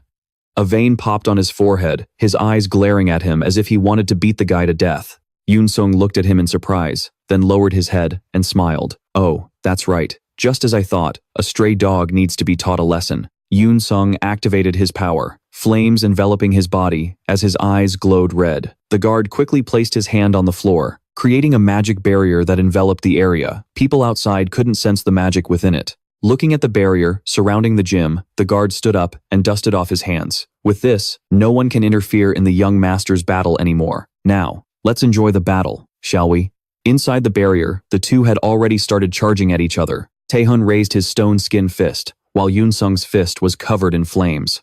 The two collided, emitting a blinding flash of light. But the force from his punch was reflected back, causing the stone skin on Taehoon's arm to crack slightly, making him wince in pain. He staggered back. Before he could defend himself, Yoon-sung spun around and kicked him. The powerful kick created a huge explosion, sending smoke everywhere. Kim Taehoon couldn't block it in time and took the full force of the kick, coughing up fresh blood. Yoon-sung rushed forward, laughing loudly. Ha ha ha. Do you see the difference between us now? He attacked relentlessly, causing the inside of the barrier to be engulfed in the light of explosions. Outside, the guard casually stuck his hands in his pockets. He thought pensively, that kid, Kim Taehoon. I feel sorry for him. He has a high-level body enhancement skill, and he's an A-rank awakener, with combat skills and willpower far beyond that of other students. Few students in this school could be his opponent. Inside the barrier, Kim Taehoon burst out of the thick smoke, punching towards Yoon-sung. The guard smiled, but today, his opponent is an S-rank genius. Yoon-sung reacted quickly. He dodged the blow and rushed towards Taehoon, thrusting out his hand to unleash a massive flame right in his face. Hodo thought to himself, amidst the smoke and dust, Kim Taehoon, you can't win this fight. You'd be better off giving up and surrendering. But Hodo's eyes widened in surprise. Looking into the barrier, he saw Yoon-sung relentlessly attacking Taehoon, but he was dodging every single blow. Then, he even launched a counterattack, repeatedly punching him. It seemed that with every hit he landed, Yoon-sung grew weaker. Kim Taehoon landed a powerful punch to his face, sending Yoon-sung crashing to the floor amidst a cloud of dust. Hodo broke out in a sweat. What? No way. Is the young master losing in a one-on-one fight? But how is that possible? Yoon-sung lay on the cracked gym floor, coughing violently. He screamed, "You son of a bitch, Kim Taehoon. What did you do to my body? I can't move." Hodo was stunned. He can't move? Isn't body enhancement his only skill? He looked over at Kim Taehoon. What kind of monster is he? Taehoon stood there, blood trickling from his head, but he didn't care. He just smirked and said, "It finally worked." What do you think I did? Taehoon had acquired a total of 3 skills: predation, stone skin from Bae-hyuk, stealth from the villain, and paralysis from the Spider Sisters. Taehoon hadn't used all his skills from the start, because a C-rank paralysis wouldn't easily overcome an S-rank's resistance. Stealth was useless against ranged attacks. Predation was a last resort, and shouldn't be used so openly. So Taehoon's goal was to wait for the right moment to use paralysis during close quarters combat. Status effect skills are more effective with direct contact than from a distance. So, with the continuous damage combined with the paralysis effect, with every punch, even an S-rank's resistance couldn't grant him immunity. Taehoon punched Yoon-sung again and again. Each punch carried the paralysis skill, Yoon Sung's system continuously notified him. You have been paralyzed. You have completely resisted it. This repeated over and over until it changed to, you have failed to resist paralysis, and Taehoon's final punch was what brought Yoon Sung down. The battlefield fell silent for a moment as the dust began to settle. Hodo's jaw dropped, sweat pouring down his face as he looked at Taehoon and thought, he's a genius, too. In a hand-to-hand fight, he even surpasses the young master. But the battle. Kim Taehoon walked closer to the fallen Yoon Sung. He laughed. Damn it. I acknowledge your strength, Kim Taehoon. I guess I underestimated you. If that weren't the case, there's no way I'd lose to a failure like you. He pulled out a small, purple gem. Kim Taehoon watched calmly. Yoon Sung continued. So, from now on. He crushed the gem, and a purple stream of energy flowed out of it and into his body. Kim Taehoon watched in astonishment. He saw Yoon Sung get to his feet, a giant skeleton materializing behind him. It was engulfed in a sea of blazing fire. Yoon Sung's hands had also transformed into bony joints surrounded by flames. He flashed a wicked smile, the corners of his mouth stretching to his ears. He placed a hand on his head as his body began to transform. Yoon Sung said with a twisted voice, to Kim Taehoon, let's start fighting seriously. The flaming skeleton chased after Taehoon as he ran, the intense heat pressing in on him. The skeleton got behind him and threw punch after punch at Taehoon, who could only grit his teeth and dodge. Even Hodo's barrier seemed to be cracking under the intense heat. Taehoon pushed off the ground, successfully leaping away to evade one of the skeleton's blows. His right arm transformed with stone skin, and gritting his teeth, he raised it, preparing to smash it down on the skeleton. The skeleton tilted its head back, opened its mouth, and breathed out a massive, blinding fireball to block Taehoon's punch. The stone skin couldn't withstand the intense heat and instantly shattered, a large chunk flying off and exposing Taehoon's flesh to the fireball.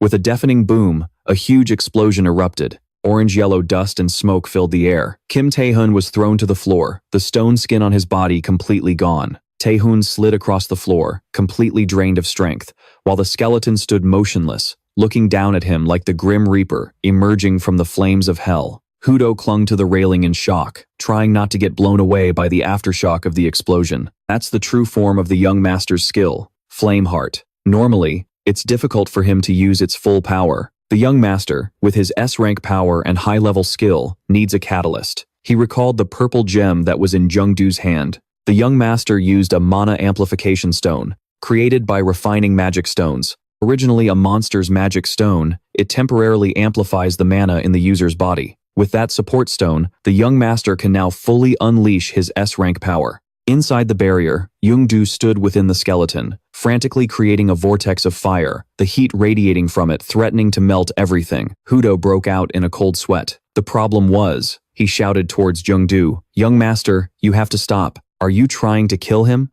Besides, this much magic is too much for your body.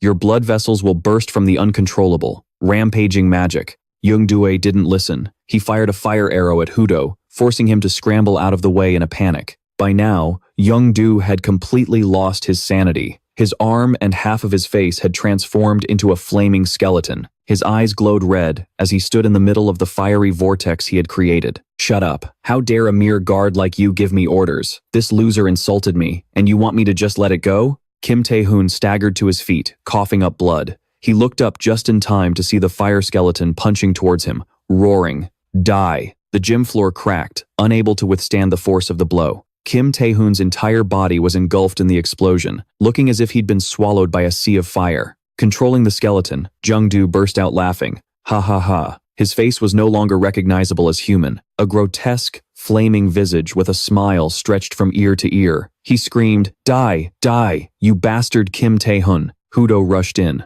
"This is bad. Just as I thought. He's losing control. His mind is in chaos. How is he going to break out of that berserk state?" Hodo ran to where Kim Taehoon had been standing, which was now a deep crater from Jungdu's punch. The wooden floor splintered in every direction. He called out, "Kim Taehoon, are you still alive? Give up and run." He reached his hand down into the crater, trying to pull him up. "I'll stop the young master, so hurry." Suddenly, Hodo took a punch straight to the face, sending him flying with a spray of blood from his nose. From inside the smoking crater, Kim Taehoon's voice echoed, "Run?" He slowly walked out of the smoke. "What nonsense are you spouting? You're telling me to run after you started this fight? Not surprising. I'll admit, S ranks are strong." Empty potion vials clattered to the floor as the system's voice rang out continuously. Fatigue recovered. Stamina recovered. Mana recovered. Kim Taehoon spoke up. So from now on, I'll be getting serious too. He activated predation in the palm of his hand. A red light enveloped his body, and one of his eyes turned crimson. Meanwhile, at the new Hunter Association building, in the chairman's office, Go Tae-guk was giving a formal report. The chairman's jaw dropped. 1,900? 2,000? 300? Is that even possible? Go Tae-guk replied, yes sir. Leung's power level is 1,900, and Lim Ang's is 2,300. Without a doubt, they are both S-class awakened. The others in the room were astonished. Even for an S rank, 1,900 without any training? That's clearly the level of an A rank player. Does that mean he's on the same level as Japan's Saintis? Finally. We have a player in Korea who can match the Saintis. Go Tae-guk remained silent. The Saintis, The Saintess is the leader of Japan's players, a monster whose stats surpassed 2,500 when she first appeared at the age of 19. She shocked the entire world of the awakened. That's right. Even a monster like her only just surpassed 2,500. He remembered Kim Taehoon's stat was 599 and thought in horror, how can that even compare to his stats right after awakening? Go Tae-guk broke into a sweat. Was it a hallucination? Or was the measurement wrong? In any case, he opened the door and stepped out, leading a group of people behind him, a determined look in his eyes. I have to go and check for myself. Back at the gym, Hudo's eyes were wide with disbelief. No, it can't be. He fell to his knees, looking up. How is this possible? He could only watch as Taehoon used predation to constrict and devour Jungdue's fire skeleton. The fire skeleton shrieked in agony, while Taehoon, having completely turned the tables, calmly stared at Jungdu inside it. He raised his hands, trying to activate his power, but nothing happened. He screamed in a panic. How? How is this possible? How could I possibly lose to a failure like you, Kim Taehoon? He couldn't accept it, glaring at Taehoon. I'm the heir to the Tae-san group. I'm an S rank, you bastard. You have to die. But there was nothing more Young-jae could do. The skeleton on his face began to crack. I am Lee Young-jae, but no matter how much he screamed, the predator would not let go. Kim Taehoon calmly held out his arm, commanding the predator. Whether you're an heir or whatever rank you are, it doesn't matter to me. Taehoon's eyes glowed red as he smirked. Young-jae looked up and screamed. Kim Taehoon continued. Because this is the power of a king. The predator descended upon Young-jae from above. The image of a man with long, white hair appeared over them. His face was unclear, but he was even larger than Young-jae's flame avatar, gently raising a hand to strike him down. All Young-jae could do was watch helplessly. The immense power struck him. Outside the school grounds, the gentle afternoon sun shone on the gymnasium building. The scene was sparklingly peaceful and beautiful. Suddenly, with a loud bang, the gymnasium exploded, sending dust and smoke everywhere. The red light of the predator could be seen escaping. Inside the gym, which had been completely destroyed by the explosion, smoke billowed and small fires burned. Lee Young-jae lay unconscious on the floor, his face covered in blood, the whites of his eyes showing. His guard, Hondo, trembled on his knees before Young-jae. He panted, looking up at Taehoon in terror. Taehoon looked down and smiled. Well, this is a surprise, an A-rank player. When Young-jae was being dragged in by the predator, Hondo had quickly pulled him out. Hondo gasped for breath, shocked that Lee Young-jae had been caught, while he was using his predator skill. At least the young master is safe. That's a relief. Hondo stood up. What are you going to do? The young master is the heir to the Tae-san group. How do you plan to handle this? Kim Taehoon scoffed. Hey, who started this fight? Let's be reasonable here. He smiled smugly. Besides, do I look like someone who's scared of your little threats? His words startled the guard. Taehoon then reassured him. Don't worry, I don't plan on killing him. Hondo asked. Then what? Kim Taehoon continued. Instead, you should pay a price for this forgiveness. The guard was alarmed. A price? Taehoon said. Let's see. He is the heir to the Tae-san group, after all. Hondo broke into a cold sweat, watching him. Kim Taehoon smirked, stroking his chin. Shouldn't I receive about 1 billion in compensation? The gym explosion stunned the teachers and students. They began to whisper amongst themselves. What happened? Was it a monster attack? A teacher shouted. Everyone, stay back. Arang was also among the students, watching in shock. Looking at the scene before her, she thought to herself, no, this terrifying mana and fire, it's definitely Young-jae's power. But who is he with? In Arang's imagination, she pictured the snake-faced Lee Yong-jae using his power to bully Taehoon. Ha ha ha, Kim Taehoon, you dog. You were so cocky earlier, weren't you? What do you have to say for yourself now? And Taehoon would be crying. Please, spare me. I'm sorry. Arang broke into a sweat. Could it be? A teacher instructed. Anyway, just stay put. Stay here. Don't go in there. It's dangerous. But Lim Arang had already dashed inside. The teacher couldn't stop her, calling out, Arang, but he could only watch as she ran into the building. Lim Arang looked at the closed doors of the gym and thought, I was wrong. I shouldn't have let those two be alone in the gym. This is all my fault. Arang sprinted forward. Amidst the smoke and flames, she prayed relentlessly, Kim Taehoon, please, you have to be alive. But to her surprise, the sight that greeted her was Lee Yong-jae, unconscious on the floor with a bloody face, and Kim Taehoon, his face also bloody, was standing calmly with his hands in his pockets, smirking. The scene around them was chaotic. Kim Taehoon spoke up. Ah, perfect timing. I need a witness. No, wait. I need someone to help carry him. That's more like it. Could you carry him to the nurse's office? No, wait. The hospital would be better. Arang looked down at the unconscious Yong-jae in shock. She stammered, huh? Unable to speak, she helped Yong-jae up and turned to question him. Kim Taehoon, how did this happen? He scratched his head. I have no idea. I came in and found him collapsed here. I think he fell down the stairs or something. Arang looked at Lee Yong-jae's disastrous state. Fell down the stairs? Kim Taehoon continued. Anyway, I don't know what happened. Wherever you go, don't tell anyone you saw me here. Well then, I'm off. Lim Arang turned. Taehoon, wait. Explain this. But only smoke and fire remained. Taehoon was gone. Arang stood there, stunned. By now, Kim Taehoon had used his stealth skill, quickly moving to a street far from the school. The afternoon sun cast its final rays before setting. He looked at the column of smoke rising from the school and sighed. Ha, perfect. With Lim Arang there to handle that Lee Yong-jae guy, all I have to do now is wait and see how the Tae-san group reacts. If they do nothing, then the matter is settled. Well then. Kim Taehoon looked at his information window. What's this now? A new mana section had been added, along with the skill Heart of the Monarch, rank C, which could increase the stats of his party members. Kim Taehoon wondered, a charismatic mana aura like a celebrity? Why would Lee Yong-jae have something like this? It's so confusing. Moreover, instead of absorbing the Heart of Flame skill, I got Heart of the Monarch.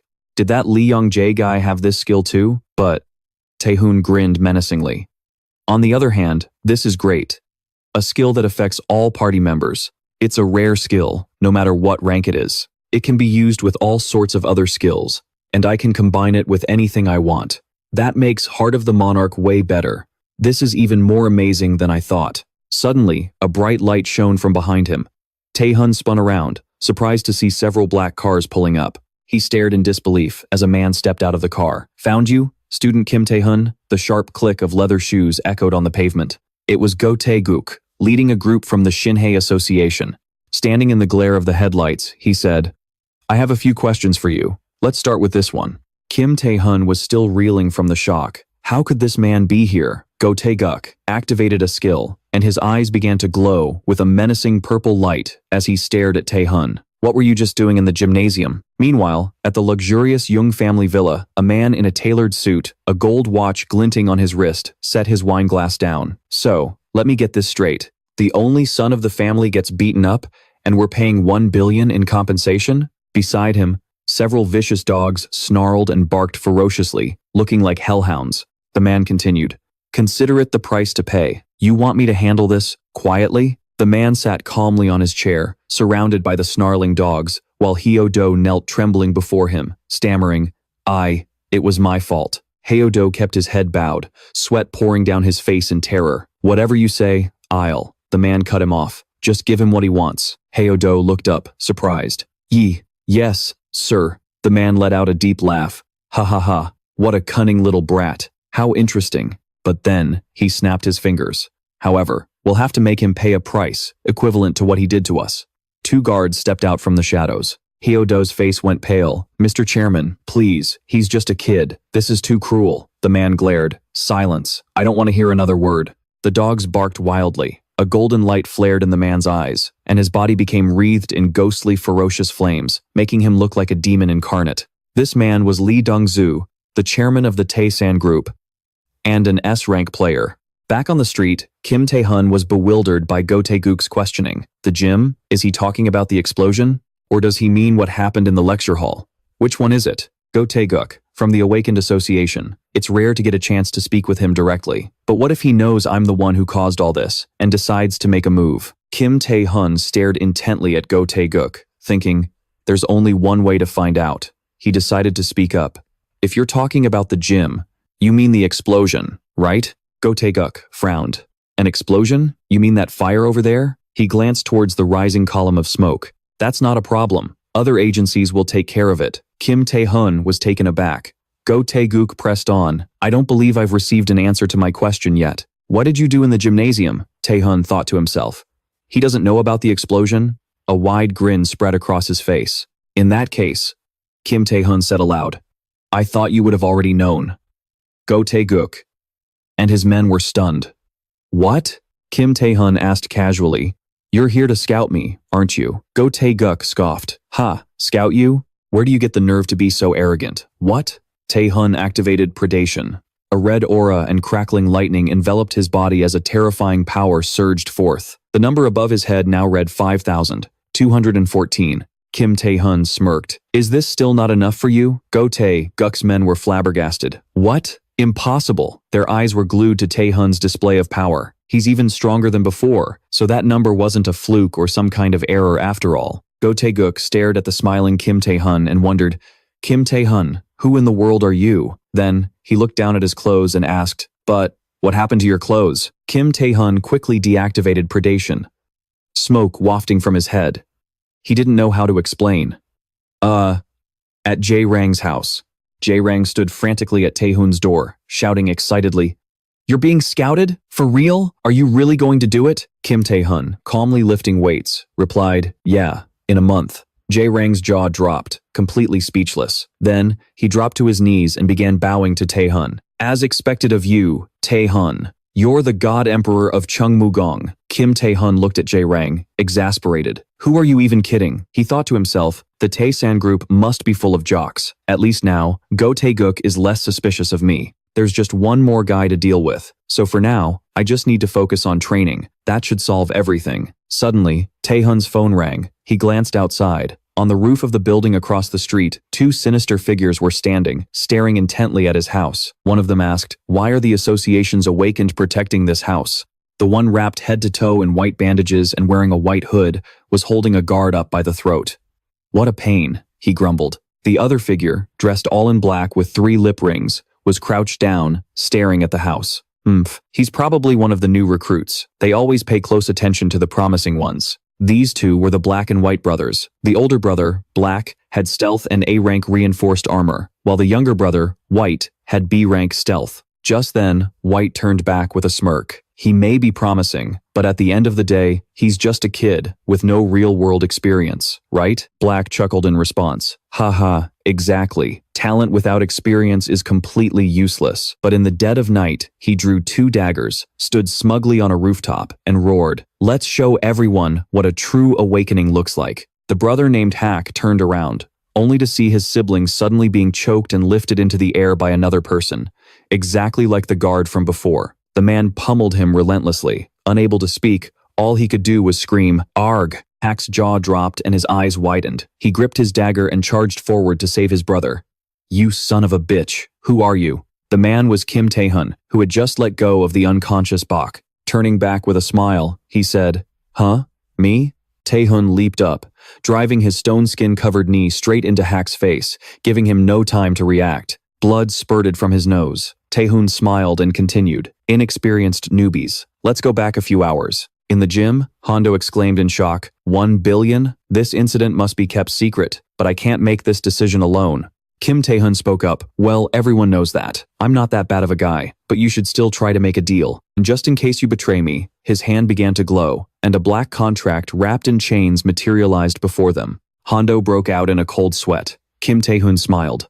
Let's use this to bind our agreement. In his hand was an Awakened's promise, a contract created by magic using Awakened for cases of breach of contract. A random, permanent penalty will be imposed, Kim Taehoon began.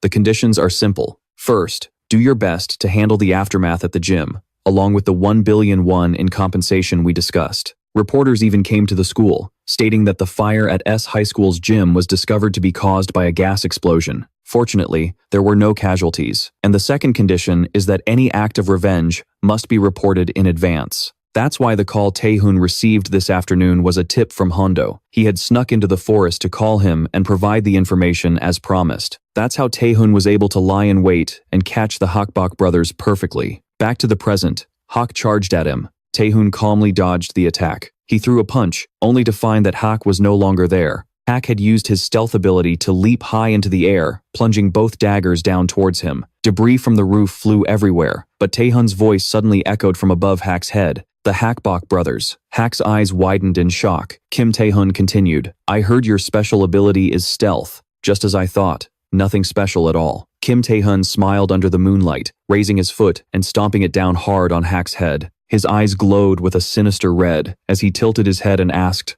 So, besides that stealth of yours, what else can you possibly do? Kim Taehoon was preparing to activate predation. Far away on a deserted street, Ayan was in a car, on the phone with the association's chairman. I heard the participants for the recruitment have been chosen, right? This will surely attract awakened from all over the country. Who do you expect will take first place, sir? The S rank from Busan, Shin Yun-sok? A sound faintly came through her earpiece. The chairman on the other end laughed. Haha, no way. That kid is excellent. But when it comes to the most anticipated person, it has to be your younger brother. Ah Yan demurred. Oh, my brother? He's not at that level yet. The chairman's voice rang out. Haha, you're as strict as ever. So, who are you most looking forward to, Miss Ayan? Shin Yun-sok? Ayan looked out the car window. Yes, until I heard some very interesting news. The chairman asked attentively. Interesting news? Ayan continued. Besides the S ranks, there's someone that Mr. Taeguk himself had to go speak to personally. The chairman was surprised. Manager Taeguk? Aren't you curious, sir? Just who is this person that made Go Taeguk go out of his way to talk to them? At my house, the two villains were unconscious. The entire wall behind them was shattered into a spiderweb of cracks, with smoke and dust filling the air. Meanwhile, Kim Taehoon stared in confusion at his hand, which was sparking with red energy. He broke into a sweat, wondering, what's happening? The system announced, insufficient stamina, overload. So I can't use predation now. The street where Taehoon lived was quiet late at night. The Hakbok brothers were now tied up. Kim Taehoon had already called the association. As they handled the two, they gossiped. I can't believe the Hakbok brothers dared to mess with an association awakened, and a high school student at that. They're getting more and more reckless. Go Taeguk stood beside Kim Taehoon in the back. He turned to thank him. Thank you for calling me. Do you have any idea why this might have happened? Kim Taehoon looked at him silently, then averted his gaze. No, I don't. Go Taeguk thought to himself. Could it be that the list was leaked? I'll have to increase external security. Kim Taehoon watched Go Taeguk on his phone and thought, the Taesan group must be here for a reason. I'm definitely going to be bothered, let alone handle things properly. Right now, the Taesan group isn't the urgent task. This is. Kim Taehoon tried to activate predation, and his hand lit up. The system repeated, insufficient stamina. System overload. Gluttony cannot be used. Kim Taehoon flexed his hand. Not enough stamina, so I can't use my skills. Is everyone like this? He wondered, as he walked home. In the end, do I still have to raise my physical stats? Kim Taehoon thought about how to increase his stamina. He couldn't increase his magic power by absorbing the skills of monsters and other awakened because this method requires binge eating. He gritted his teeth, thinking, damn it, is that really the only way left? The next morning, at a fitness center, at Blackhead, a trainer welcomed Taehoon and Jae-rang inside. She smiled, handed them a registration form, and said, please, come in. This is the best training center in South Korea. I'm Yura, the manager of Blackhead.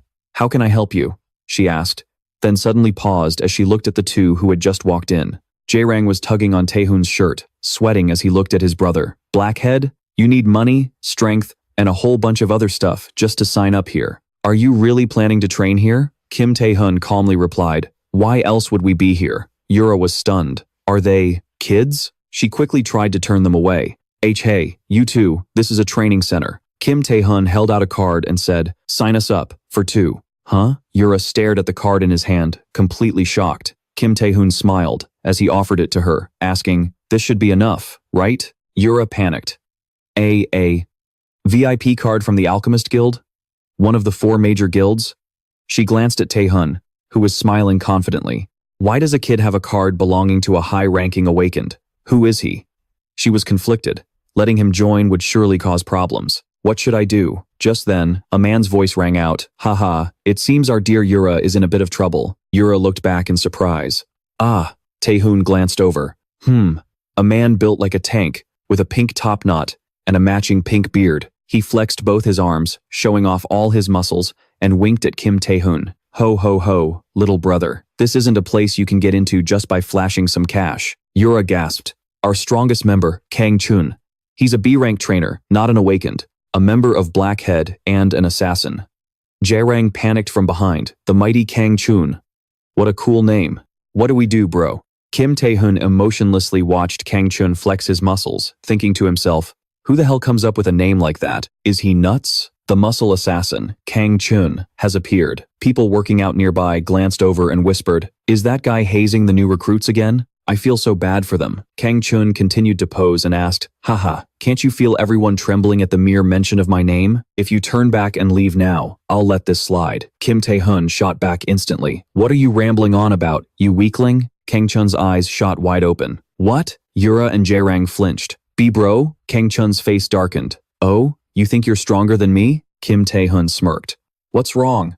If you don't believe me, let's make a bet. The loser pays for a year's membership fee.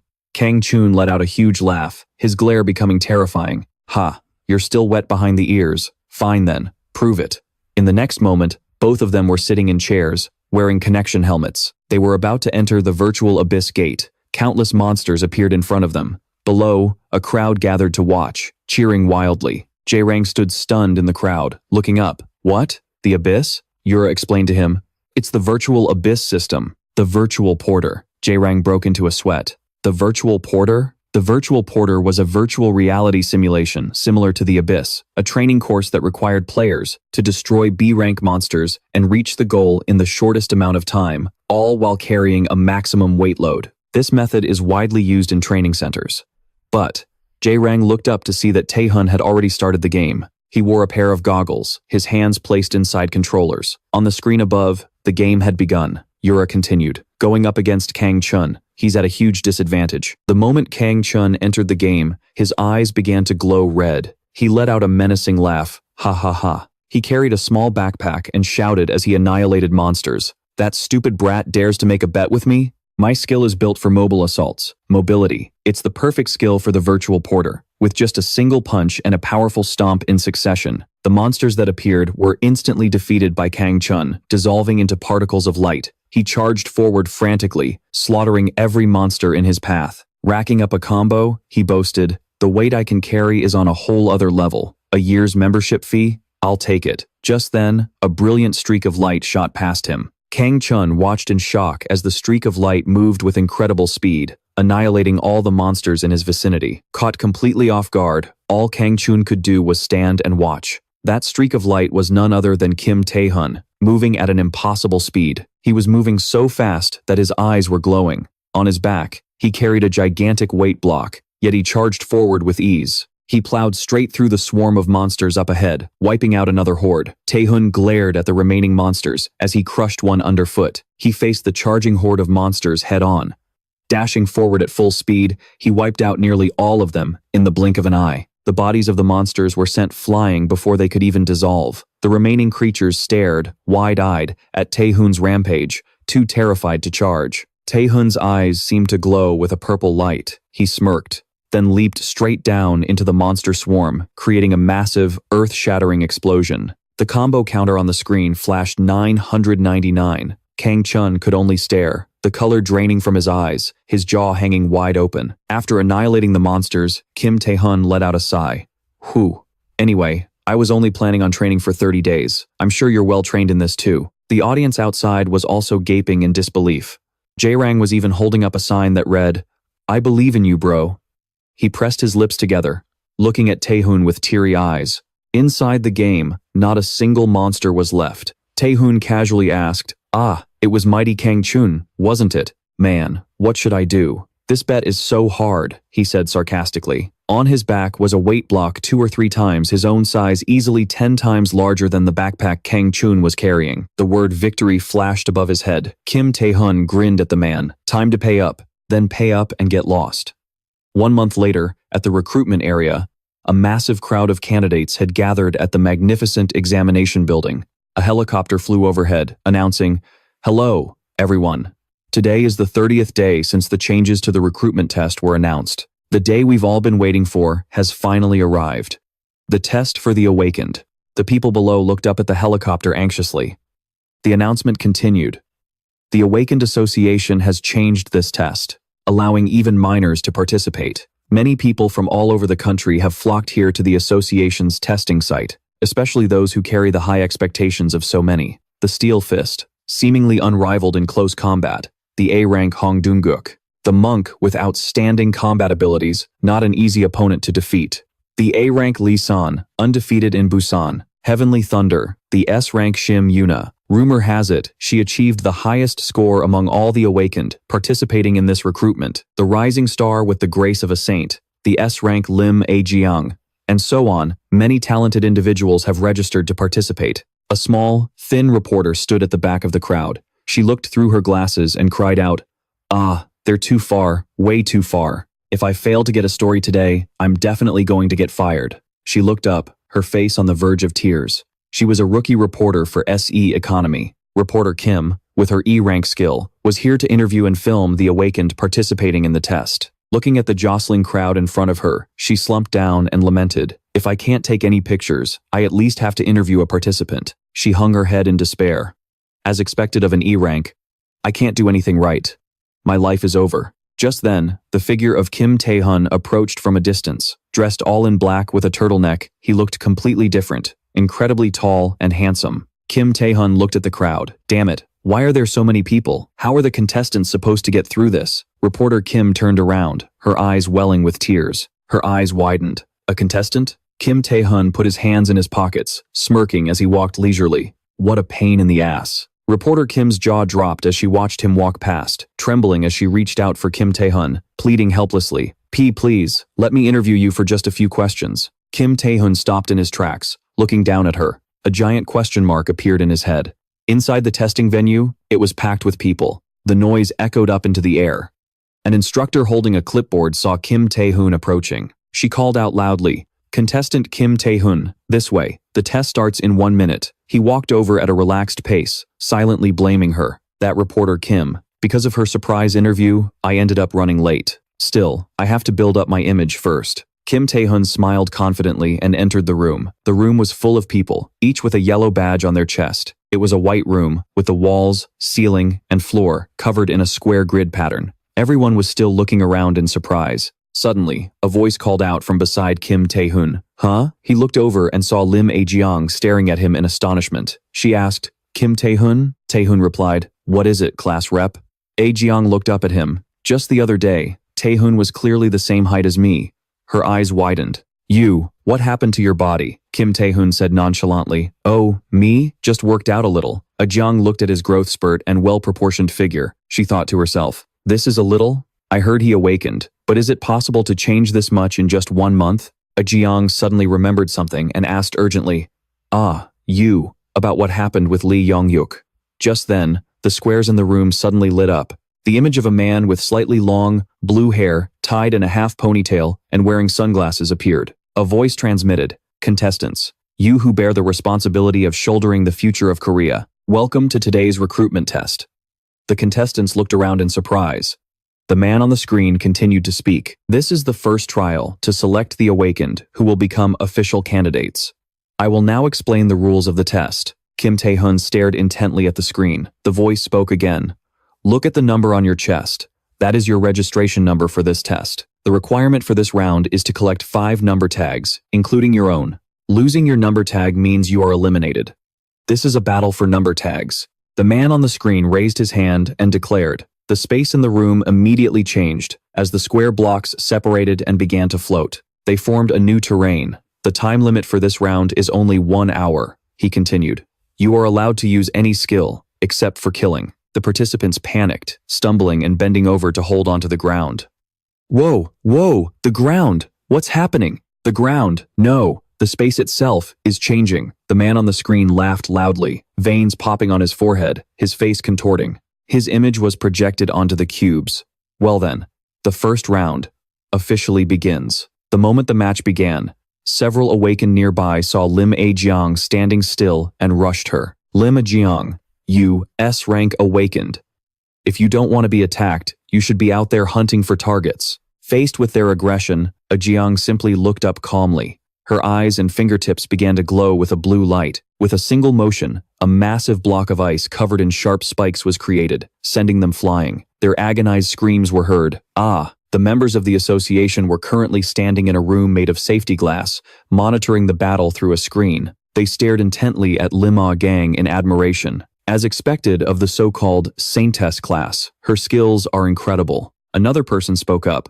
The other contestants are formidable, too. The skill level of this batch is way higher than the previous ones. They looked over at another screen. Among them, the most anticipated contestant was Busan's S-rank, Shin Yoon-sob. His power was lightning. He just raised a hand, and the lightning surrounding his body immediately shot out, striking the other contestants. It left them paralyzed. The first round had been going on for 20 minutes, and no one could even get close to him, let alone attack. It's truly astonishing. Lim A-gang and Shin Yoon-sob are both in a league of their own. While they were busy discussing on one side, Go Tae-guk stood apart, silently tapping the screen to bring up Kim Taehoon's battle. He thought, of course, everyone is focused on the high rankers, but I've spotted a different kind of dark horse. He smirked confidently at the screen. Kim Taehoon, someone like you should be able to pass this test easily, right? Show them all, Kim Taehoon, your power. Everything.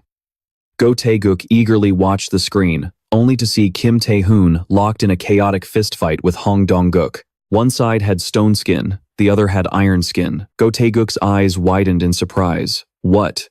What the hell? He yelled, what is this? Kim Taehoon and Hong Dong-guk were brawling, and both sides had taken hits. Taehoon's head was bleeding, but he wore a satisfied smile, while Hong Dong-guk was covered in scrapes. Go Tae-guk was stunned. Did I misjudge Kim Taehoon's abilities? He's being held up by some A-rank awakened? He's not even dodging any of the attacks. Go Tae-guk paused. Wait a minute. Not dodging any attacks? Could it be? Inside the battlefield, Kim Taehoon and Hong Dong-guk prepared to charge at each other again. Taehoon charged straight ahead with no defense, taking an iron fist from Hong Dong-guk that sent blood flying from his nose and mouth as he was knocked back. Kim Taehoon bent over and spat out a mouthful of blood. Hong Dong-guk roared, you little punk, are you looking down on me? Stone skin is a lower-tier version of iron skin. You don't even dare to face me head-on. You're just trying to distract me. Kim Taehoon cut him off. Seriously, you talk too much. Hong Dong-guk looked back in surprise to see a swirling red light emanating from Kim Taehoon. The system announced, stamina +1, charm +1. The two charged at each other again. After a month of training, the mark of gluttony was still there, and his abilities were still lacking in many ways. To increase his power through training, he had to stimulate his body's endurance to the absolute maximum, a battle to reach the limit. And finally, training. Kim Taehoon activated Stone Skin, blocking Hong Dong-guk's continuous attacks. He suddenly raised his hand, pulling back his fist towards Hong Dong-guk, and slammed it into his face. At the same time, he also took a hit, and both of them were thrown backward. The iron skin on Dong-guk's face had cracked, revealing his skin underneath. So, it's not over yet. The training isn't finished. Kim Taehoon's head was covered in blood as he frowned. He gave a grim smile as he looked over at the fallen Hong Dong-guk. Before passing out, the guy cried out, ugh, a monster. Hong Dong-guk lost consciousness. Kim Taehoon smiled, having successfully taken the #1 bib. Go Tae-guk looked at the screen and threw his head back with a loud laugh. Haha, as I thought, he's no ordinary person. This made the other association members turn to look at him. Vice Director Go, you seem to be in a very good mood. I guess this year's contestants have a lot of potential, huh? Go Tae-guk stared at the screen, clenching his hand into a fist. He marveled. To use such a training method in a large-scale survival battle like this. Kim Taehoon, that audacity, that boldness. He watched the young man trudge past blocks, littered with the after effects of other battles, thinking to himself, but now comes the problem. His stats have been heavily depleted after that last fight. The best thing to do now is to conserve his stamina and collect the bib numbers from the weaker ones. Go Tae-guk looked at the screen, and his eyes suddenly shot wide open. He was startled to see Kim Taehoon doing the complete opposite of the plan he had just formulated. Over at the screen, watched by the other association members. They were pointing at the screen and shouting, "Hey, who's that? A C-rank awakened? Does he not know who his opponent is? Or does he want to get eliminated?" Inside the room, Kim Taehoon was hanging upside down from a block, looking across the way. It was Shin Yoon-sob, who had already collected a ton of bib numbers. A current of blue lightning surrounded him. At his feet lay a pile of bodies. The bodies of awakened who had lost their bibs, knocked unconscious by his lightning strikes. Shin Yoon-sob crossed his arms and tilted his chin up at Taehoon. He asked arrogantly, "What do you want?" Hanging upside down, Kim Taehoon asked him, "Hey, just how many bib numbers have you got there?" He held up a hand to count. 1, 2, 3, 8.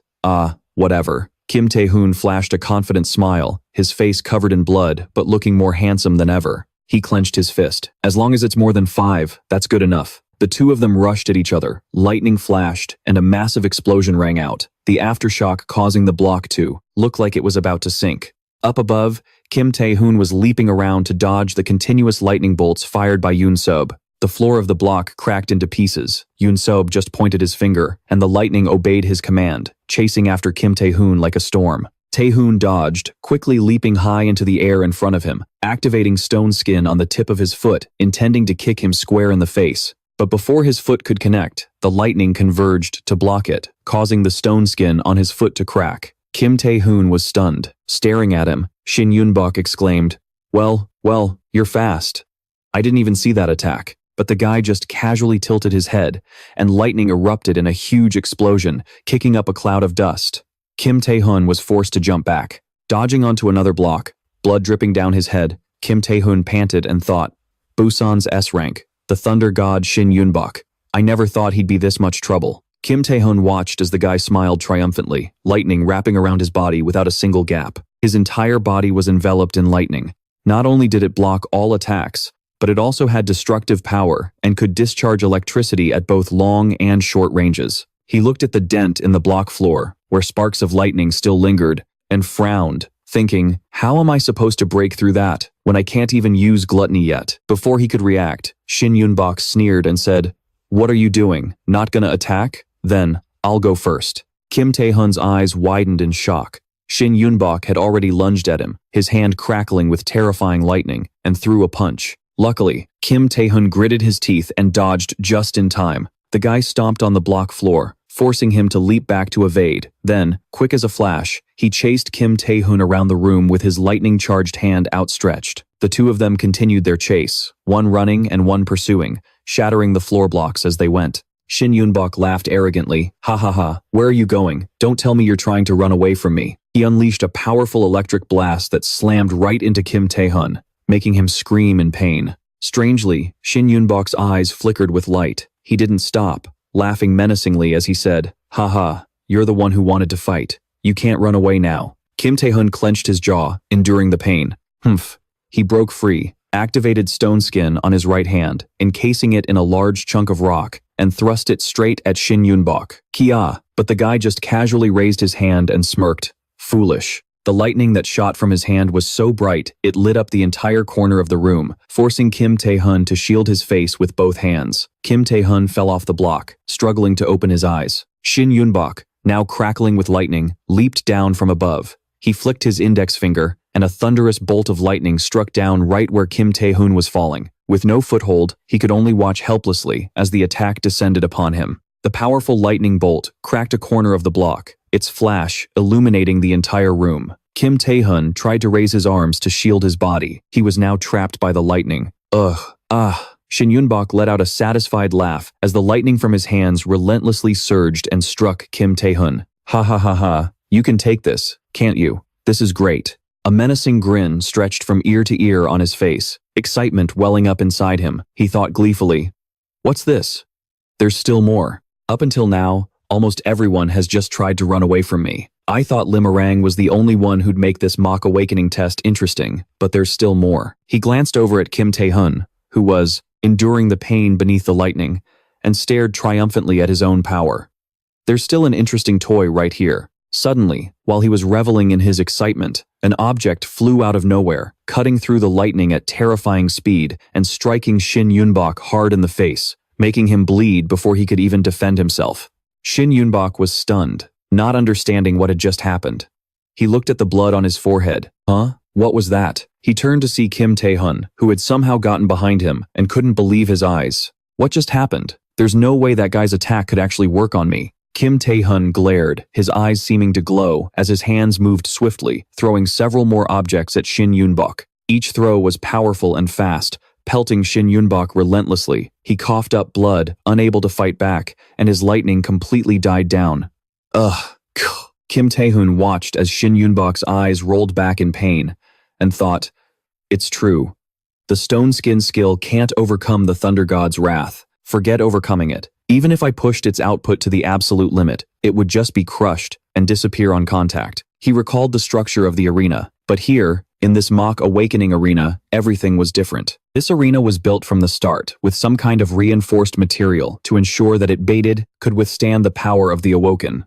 Unlike stone skin, it doesn't lose its shape even when it's broken. Kim Taehoon's eyes glowed. Grabbing a broken piece of the arena floor, he leaped high into the air and viciously brought it down on Shin Yun-bok with all his might. The sound of it cutting through the air rang out. So if I use this as a weapon, I can still overcome it. The Thunder God's wrath. Kim Taehoon gave a grim smile as he looked at Shin Yun-bok and brought down the final blow. All Shin Yun-bok could do was look up and scream.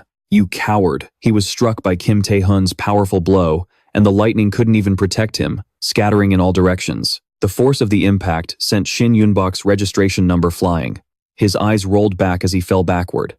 Kim Taehoon showed no mercy. Shin Yun-bok, you're not on my level yet. Shin Yun-bok fell backward, coughing up blood. His eyes rolled back, and the sunglasses on his head flew off. Kim Taehoon gave a satisfied smile as he watched him fall from the force of his attack. Boom! A massive shockwave erupted, sending dust flying everywhere. Not a single spark of lightning could be seen. The people from the association stood by. In the control room, an observer suddenly shouted, What? What was that? How is this possible? An S-rank awakened lost to a C-rank? What on earth did that kid, Kim Taehoon, do? Standing behind them, Go Tae-guk stroked his chin and smiled at the screen, thinking, he's actually pretty damn good. He really knows how to keep people on the edge of their seats. Suddenly, his brow furrowed as he stared intently at the battlefield. Huh? Inside, Shin Yu-bin was knocked out cold. Kim Taehoon held all 5 name tags in his hand. He sighed with a smile. Ha, I've collected all the name tags. All that's left now is to wait for the test to end. Suddenly, a large, sharp shard of ice shot towards Kim Taehoon. It forced him to leap into the air to dodge. The force of the impact was so strong, it even sent the unconscious Shin Yu-bin flying across the floor. The cube-shaped structure cracked open. Kim Taehoon's eyes widened in surprise. Ice? He landed and looked up at the space above him. Countless snowflakes had appeared. They quickly connected, forming a massive, beautiful sphere of ice. It completely surrounded the cube where Kim Taehoon was standing. He broke into a cold sweat, watching in horror as the ice sphere closed in. From the outside, the ice was so thick that the battle within was completely obscured. The entire arena suddenly grew cold, with snowflakes fluttering everywhere. Inside the ice dome, the floor of the arena was cracked and shattered. Just then, Kim Taehoon saw a figure with blue hair in a uniform walking towards him. Kim Taehoon stared, stunned, as she approached with an overwhelming presence. Lim A-rang. His jaw dropped as he thought, what is Lim A-rang doing here? And, how long has she been watching this fight? Lim A-rang looked at him without a word. She suddenly spoke. I believe that power should be accompanied by responsibility. Kim Taehoon frowned, confused, not understanding what was happening. Lim A-rang continued. Power without responsibility is nothing more than violence. Kim Taehoon, you are truly strong. You defeated Shin Yu-bin in a way no one could have imagined. A cold sweat trickled down Kim Taehoon's back. Why is she suddenly? Lim A-rang lifted her head, her brilliant eyes staring straight through Kim Taehoon. She raised her hand, activating her power. In a low voice, she asked, so, Lee Young-jae was defeated in the same way, wasn't he? Kim Taehoon froze as the floor beneath his feet began to tremble. He immediately used his stealth skill, vanishing just before Lim A-rang could strike. Lim A-rang's eyes glowed. She calmly raised her right hand, and the ice above her began to shine, obeying her command. With a deafening roar, it unleashed a hailstorm of massive ice shards. Kim Taehoon dodged frantically, glancing back. Damn it, her gaze is like a targeting system. If that's the case, my stealth is useless. Lim A-rang's foot suddenly appeared from his right, kicking him hard in the cheek and sending him flying. Lim A-rang, furious, continued her assault while questioning him. I trusted you in the arena. And for what? She landed gracefully. She commanded the ice shards to rise and shoot directly at Kim Taehoon. Caught off guard, all he could do was cross his arms to block. His body was slammed back against the ice wall behind him. She screamed, "You told me you were different from scum like Lee Young-jae?" A massive chunk of ice flew straight at Kim Taehoon's face, smashing into him. Its power seemed to carry all of Lim A-rang's fury. She continued to press him, as if pouring out all her pent-up frustration. You also said you wouldn't act selfishly for personal gain, didn't you? Lim A-rang raised her hand, her palm glowing with power. She glared at Kim Taehoon. But watching you fight just now, I understand. In the end, Lee Young-jae, and even Bae Hui Kasu, it was all you're doing. As she spoke her final words, a towering, razor-sharp pillar of ice erupted from the floor, launching Kim Taehoon's body high into the air. Blood splattered everywhere. His body was limp, unable to dodge anymore. Kim Taehoon hung, suspended in the air. Then he fell heavily, cracking the icy floor and sending frost scattering in all directions. Lim A-rang seemed to have calmed down. She looked at Kim Taehoon's motionless body and continued, "Using an unauthorized skill is a crime in itself. Both of them are still in the infirmary." The wind whipped through her hair as ice particles continued to swirl around her. "I assume something must have happened to you to make you act this way. So, I won't report you. However, that's on the condition that you withdraw from this awakened competition, because you are no longer qualified to continue." Lying on the ice floor, covered in snow and wounds, Kim Taehoon trembled as he heard her words, struggling to push himself up. He was covered in his own blood, but he absolutely refused to give up. Kim Taehoon spoke, his voice defiant. "And who the hell are you?" Lim A-rang's eyes widened. Kim Taehoon forced himself back up. He staggered to his feet and continued, "You couldn't even stop Lee Young-jae's tyranny. Power? Responsibility? Qualifications? Don't give me that crap. All you really want to do is eliminate me." Lim A-rang stared at him, speechless, covered in injuries, yet he still stood up, ready to fight. She couldn't believe Kim Taehoon was saying these things to her. Kim Taehoon stood tall, his face covered in snow. His skin was flushed red from the cold, his clothes stained with fresh blood. He smirked defiantly, looking her straight in the eye. "If you want to fight, then let's just use this survival test as an excuse. It'll be more exciting that way. Stop acting so pathetic." Lim A-rang's brow furrowed in disbelief. She looked at Kim Taehoon. "Fine, so that's your answer. If that's how it's going to be, then there's no need for any more words." Lim A-rang held out her hand as light began to gather in her palm. Of snow and ice, transformed into a colossal warhammer. Its immense power billowed out, blowing her hair back. Lim A-rang glared up at Kim Taehoon and said, "Kim Taehoon, I'm going to finish you with this." Across from her, Kim Taehoon stood silently, planning his strategy. He bent over slightly to avoid the blizzard's gusts, his bangs obscuring his eyes, making his expression unreadable. A sharp pain shot through Kim Taehoon's hand. The back of his hand, covered in stone skin, was now drenched in blood. He thought, because the stone skin has been shattered over 100 times, it's lost its original function. Even if I use stealth now, it'll be quickly dispelled by her wide area attacks. The Emperor's heart has boosted my stats and is currently active, but it's still not enough to turn the tables. He considered predation, but gluttony was still sealed. He didn't have enough stamina to inflict paralysis like he did in the fight against the Dragon Emperor. After a moment's thought, Kim Taehoon charged forward, his eyes shining with unwavering determination, confronting Lim A-rang, who was gritting her teeth in anger as she advanced with the warhammer. "The only thing I can do now is that. There's no other way." Suddenly, the outside of the ice sphere began to crack. A blinding light shot out from the cracks, and then, with a loud crash, the ice sphere shattered into pieces. The people from the association stared curiously at the screen. "What's happening with the match? The fog is too thick, I can't see a thing." Go Taeguk also looked up. He called out the boy's name worriedly, Kim Taehoon. As the mist began to clear, he looked closer, only to freeze in astonishment at the screen. "Huh?" The people from the association were stunned as well. The light flooded out, illuminating their faces. "Huh? What is that?" Those two. Inside the room, the smoke and mist had now dissipated, revealing a deep crack in the floor of the cube. Amidst the lingering smoke, two figures could be seen, one lying on top of the other. Looking closer, it was Kim Taehoon holding down both of Lim A-rang's hands, pinning her to the floor and pressing his lips against hers. Blood trickled from his mouth onto Lim A-rang's face. Her eyes widened in shock. Unable to break free in time, she could only let out a few muffled sounds. She watched as Kim Taehoon still refused to let her go.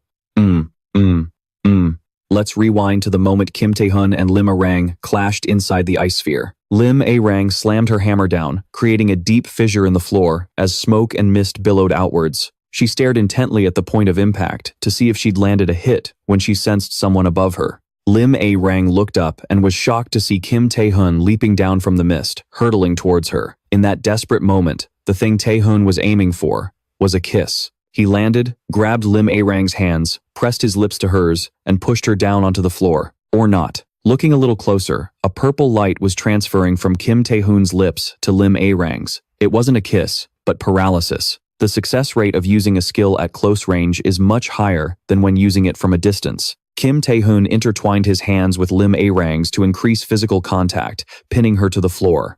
That was why Kim Taehoon had mixed paralysis into his own blood to force Lim A-rang to ingest it. And of course, considering the resistance of an S-class awakener, this was nothing short of a gamble. The result was Lim A-rang, face flushed red and afflicted with paralysis, lying on the floor, unable to get up. Meanwhile, Kim Taehoon had sat up, wiping the blood from his mouth with his hand. Lim A-rang scowled at him, growling through her teeth. Kim Taehoon, you. Her system's notification rang out. You have been paralyzed. Resistance has failed. On Kim Taehoon's side, however, the notification read, inflicted a fatal shock to the opponent's spirit. Charm increased by 3. Kim Taehoon flashed a victorious smile, panting as he looked at her. It finally worked. Suddenly, a bell rang. Kim Taehoon steadied his breathing, stuck his hands in his pockets, and looked over in surprise. An announcement came over the speakers. Time for the first exam has ended. The medical team will safely escort the contestants out. All contestants, please remain in your current positions. I will repeat the announcement. At present, a few shards of ice floated in the room, and residual smoke continued to billow. The tiled floor was shattered into countless pieces, and the scene was strangely silent. After the first exam concluded, all injured contestants were immediately treated by the medical team. Although Lim A-rang had been paralyzed, she still passed the first round because her contestant number wasn't stolen, and she hadn't lost her ability to fight. As for Kim Taehoon, he had only managed to steal 7 contestant numbers, but the act of taking down Shin Yoon-sok and Lim A-rang had drawn the attention of many other contestants in the hallway. In the medical room, Kim Taehoon walked past with a calm smile. Many contestants who saw him began to whisper amongst themselves, he's the one who defeated Shin Yoon-sok and Lim A-rang. Is he really a class? What kind of trick did he use? Kim Taehoon paid them no mind. He kept walking and turned a corner. He raised his hand, testing its movement, and thought to himself, the recovery skill is pretty good. I was so exhausted earlier, I couldn't even move. I'll have to get one of those later. But a furious voice suddenly called out from beside him, Kim Taehoon. He glanced over in surprise as Shin Yoon-sok threw a lightning-charged punch straight at him. He roared, you cowardly bastard. Kim Taehoon quickly raised his stone-skinned hand to block the attack. He broke into a sweat as he looked at him. Shin Yoon-sok. He let out a menacing laugh, glaring at him.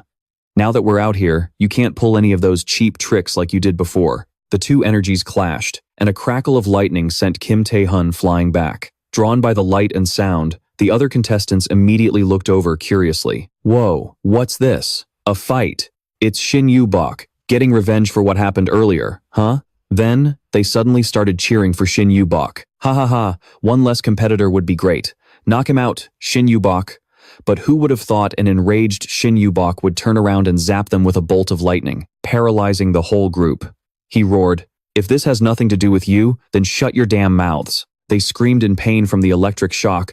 Arg! He then yelled at Kim Taehoon again. Come on, Kim Taehoon, fight me fair and square. He gritted his teeth, watching him frantically unleash lightning, and muttered, this psycho. Shin Yu-bok, in a frenzy, acted recklessly, unleashing stronger and stronger bolts of lightning. He shouted, I'll teach you that I'm the one who's superior to you. Suddenly, the surrounding air grew heavy, crushing everyone and slamming them to the floor. Kim Taehoon quickly spread his legs to brace himself, but the others were already pressed down, so hard that the floor began to crack. Shin Yu-bok was no exception. He lost his footing, his face sinking into the floor, crying out in confusion. What the hell? Kim Taehoon struggled to resist, his body now drenched in sweat. The feeling of gravity grinding down on him made him frown as he looked down. Even trying to breathe became difficult. Huh?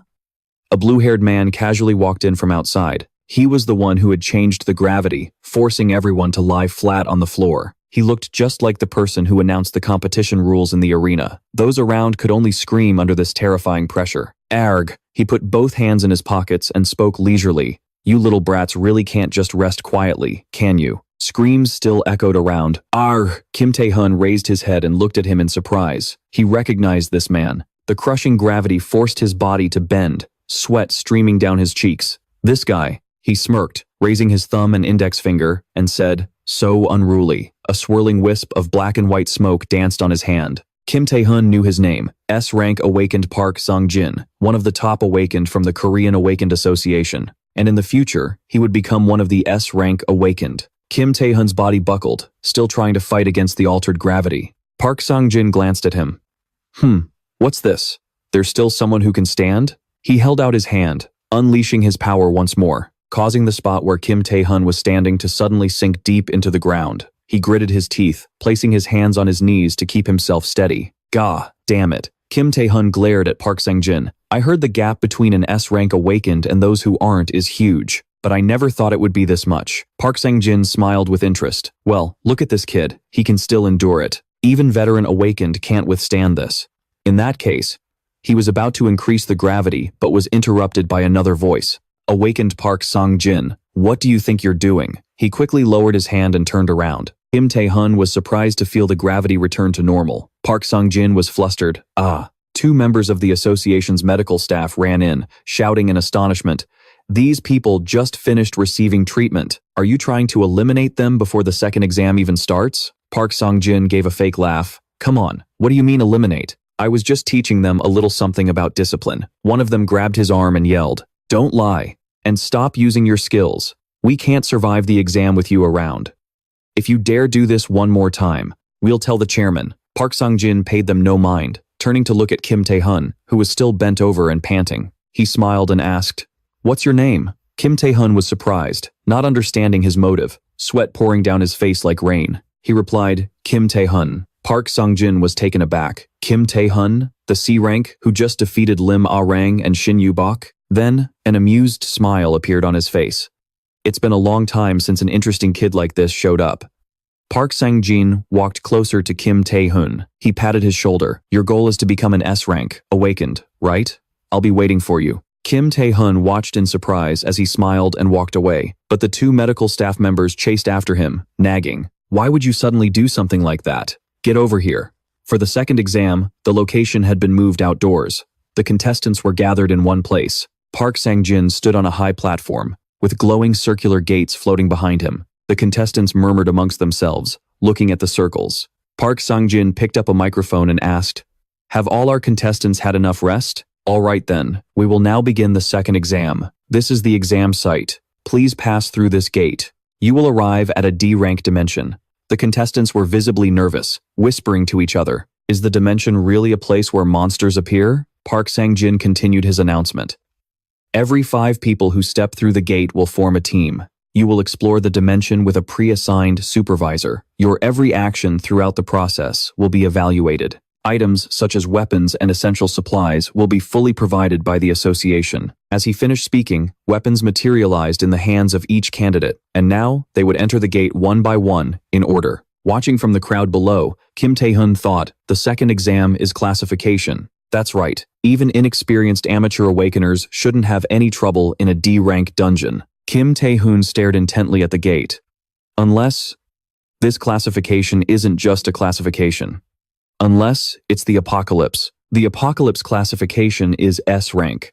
An image of the monsters from the apocalypse flashed in his mind. They looked exactly like Night Knights, the first apocalypse gate ever discovered in the world. Inside that D-rank dungeon was the location for the second exam for the Awakened. Many were killed, including the Awakeners who discovered it, which meant a dungeon break was inevitable. Kim Taehoon shoved his hands in his pockets and casually walked towards the gate, thinking, it would be great if I could stop this before it starts, but no one would believe my baseless claims. Even if the truth came out, I'd be the only one they'd suspect. He closed his eyes and smiled faintly. Too bad, I'll just have to focus on my own business. As long as I'm not in the first exploration party, there are plenty of ways for me to survive. The sky was clear blue, and the wind rustled the leaves, creating a peaceful scene. Inside the gate, 4 people were already waiting. An examiner looked over at Taehoon. The man, wearing glasses and a suit, called out, "All right, good. We have all 5 people here now." He gave Taehoon an unfriendly smile. "Shall we get started?" This was the examiner for the second test and an A rank awakened, Madohak. Information about the man flashed through Taehoon's mind. Madohak was the first person to discover the apocalypse within the dual dungeon. Taehoon's face turned ice cold. He couldn't believe his luck was this bad. He stared blankly at the man, cursing internally, "I'm so screwed." Earth monsters charged forward to attack, their eyes glowing red. The Awakeners and Madohak's team raised their weapons and charged in. Fighting the monsters, they turned them into piles of rubble with just a few basic moves. Madohak watched from the side, clapping in praise. "Bravo! Excellent work, everyone. And this is just the first battle. You all fought very bravely. Such wonderful Awakeners." They responded with flustered, humble smiles. No, not at all. It was all thanks to your guidance, Examiner Nim. Haha, we barely did anything."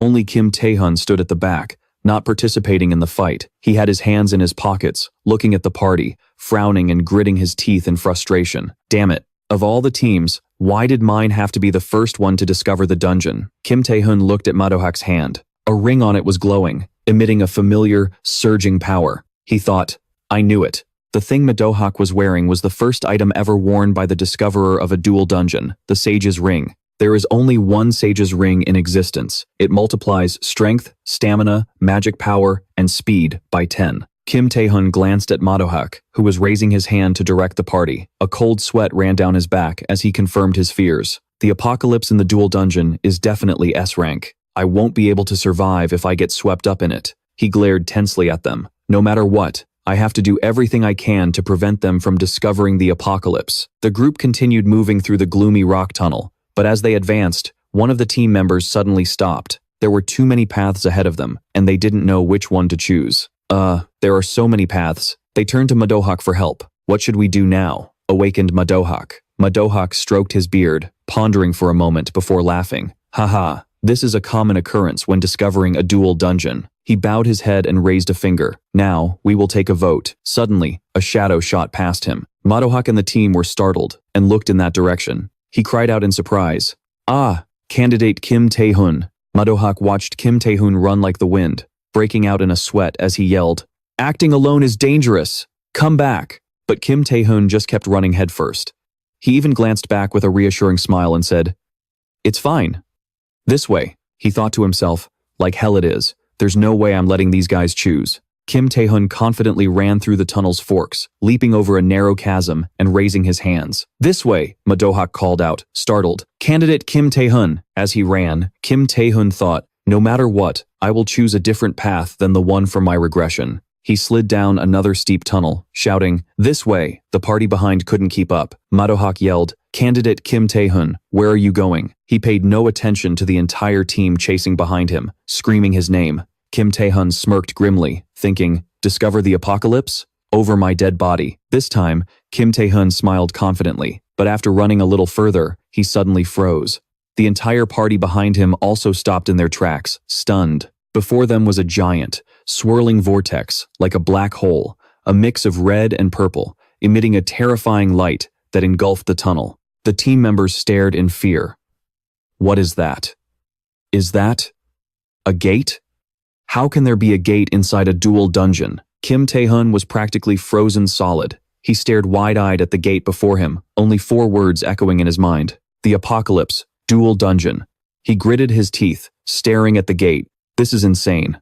I ran. We've been going in circles, so why are we back here? Then, one of the awakened in the team reached out to touch the gate. If you touch that. Kim Taehoon's eyes darted over in shock, and he quickly turned and yelled, "Everyone stop!" His shout startled the entire team. Huh? What's wrong? He snapped back angrily. Can't you see? Besides the entrance to this double dungeon, what other gate could there possibly be? It's obvious just by looking. Kim Taehoon turned to look at Ma Do-hyuk, who was standing with his arms crossed in contemplation, and said, "The first thing we should do is report this to the outside, right?" The awakened Ma Do-hyuk calmly stared at the gate. This is the first time in my life I've ever seen something like this. In principle, reporting it to the association is the correct course of action. Hearing that, Kim Taehoon let out a sigh of relief, a small smile on his face. Ma Do-hyuk spoke up, but Kim Taehoon's eyes shot open in shock as he looked at the man. Ma Do-hyuk just smirked, pointing towards the gate, his eyes gleaming as he looked at him. This time, let's try going inside. Kim Taehoon watched in horror as Ma Do-hyuk walked past him and approached the gate. What? Ma Do-hyuk cheerfully cut him off. Hey, I know what you're about to say, Taehoon, but I can sense that the mana inside this gate isn't too dangerous. After all, this is just a D-rank dungeon, and I'm an A-rank awakened. His expression suddenly changed. A terrifying smile spread across his face as his eyes widened, glaring at Taehoon. He held up a finger, asserting, "The association has already prepared for this. This gate is a special case for exploration, which means our scores could be much, much better." Kim Taehoon, sweating profusely, yelled, "Are you out of your mind?" Awakened Ma Do-hyuk. The principles of abyss exploration. Ma Do-hyuk burst out laughing, cutting Taehoon off. Ha ha ha. Principles? He turned and pointed directly at Taehoon, who was standing apart from the rest of the team. Candidate Kim Taehoon, you know nothing about the national team, and yet you dare to speak like that? As if to support Ma Do-hyuk's decision, the other members began to voice their displeasure with Kim Taehoon's behavior. That's right, you've been doing whatever you want this whole time. Don't be so arrogant. I can't believe you dare to oppose his opinion. You must be so proud of yourself. Kim Taehoon was speechless, not knowing how to respond. He looked at his team in a panic. Arg, he thought angrily. These bastards. The members walked past him to stand with Ma Do-hyuk in front of the gate. The man announced calmly, "It's been decided." Kim Taehoon quickly raised his hand to stop Ma Do-hyuk. He didn't want to experience the apocalypse again. Sweating, Kim Taehoon yelled, "Wait, Ma Do-hyuk, just this once." But Ma Do-hyuk had already snapped his fingers, activating the gate. A brilliant white light erupted from the gate, illuminating Kim Taehoon's terrified eyes and pulling everyone into the space within. The white light gradually faded. Kim Taehoon still couldn't hide the horror in his eyes. The surrounding space was bathed in a vibrant crimson glow. Ma Do-hyuk broke out in a sweat, looking around in disbelief. What? What is this?